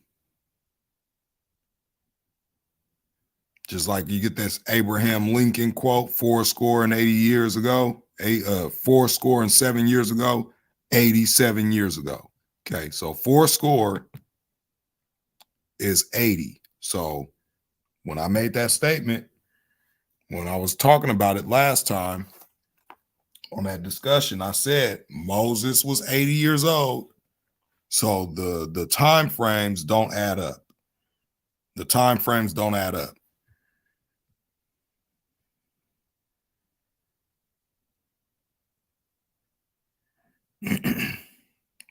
Let me see what you're saying here. Pharisees were making money from sin back then, and they still do today. I agree. It would tell you, basically most of it. I won't even get in that. That's gonna be for another topic. I was just reading the retracted messages that you got there. But so Moses was 80 years old, and Aaron was 83 years old. And the Lord spake unto Moses and unto Aaron, when Pharaoh shall speak unto you, saying, show a miracle for you, then thou shalt say unto Aaron, take thy rod and cast it before Pharaoh, and it shall become a serpent. So this is when they doing this. They casting this. Aaron casts his staff down or his rod. Staff or rod is the same thing, but he casts his rod down, and it becomes a serpent. And then Pharaoh has his magicians come, and they go and cast their staffs down or their rods, and they also become serpents. But Aaron's basically, devours their rod. You'll see it. I think it's in the same chapter still. I'm not sure. And Moses and Aaron went in unto Pharaoh, and they did so as the Lord had commanded. And Aaron cast down his rod before Pharaoh and before his servants, and it became a serpent. Then Pharaoh also called the wise men and the sorcerers. Now the magicians of Egypt, they also did in like manner with their enchantments. Excuse me. For they cast down every man his rod, and they became serpents. But Aaron's rod swallowed up their rods. So then all these other things start happening, and he hardened Pharaoh's heart, that he hearkened not unto them, as the Lord had said. And the Lord said unto Moses, Pharaoh's heart is hardened. He refused to let the people go. Get thee unto Pharaoh in the morning. Lo, he goeth out unto the water, and thou shalt stand by the river's bank against he come, against he come. And the rod which was turned into a serpent shalt thou take in thy hand, and thou shalt say unto him, the Lord God of the Hebrews hath sent me unto thee, saying, let my people go, that they may serve me in the wilderness. And behold, hitherto thou wouldest not hear.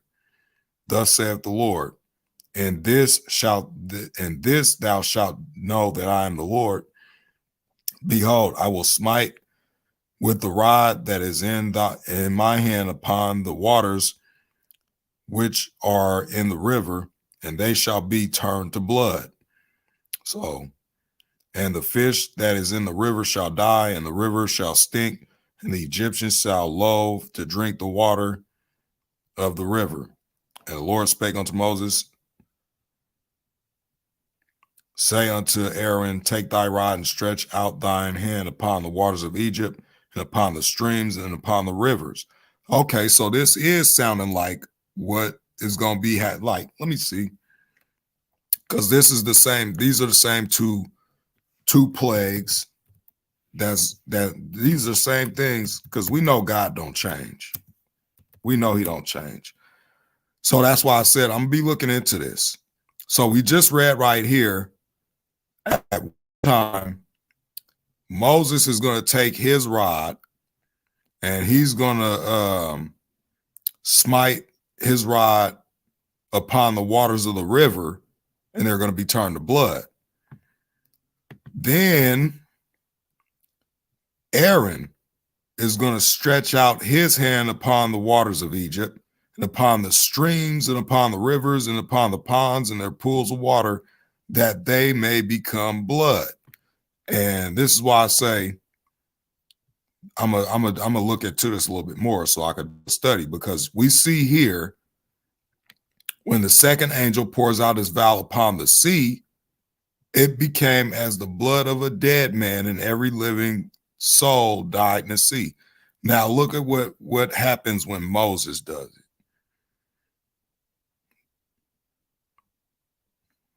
Let me see. I believe I read somewhere. Oh, here it is. Wait a minute. Oh, here it is right here. So when Moses when he smites the water and he turns the river to blood, it say the fish that is in the river shall die and the river shall stink. So this is kind of sounding like the same thing right here.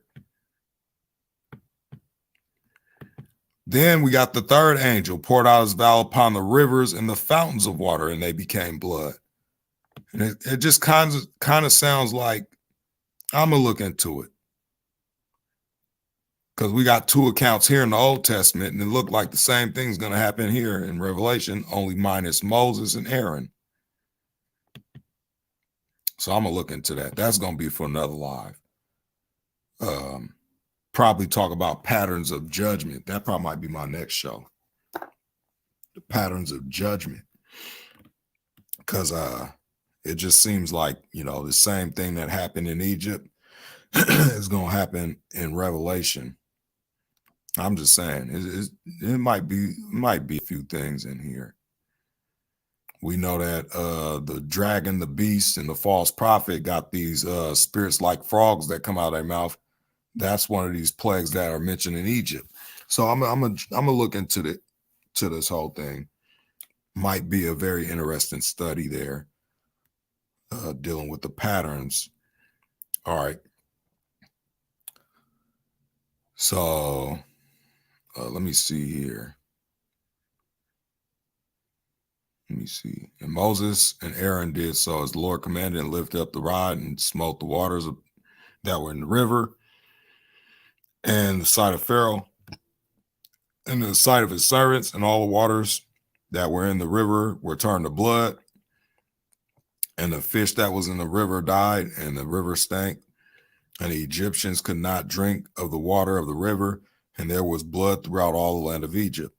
And the magicians of Egypt did so with their enchantments, and Pharaoh's heart was hardened. Neither did he hearken unto them, as the Lord had said.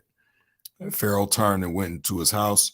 Neither did he set his heart to do to this also.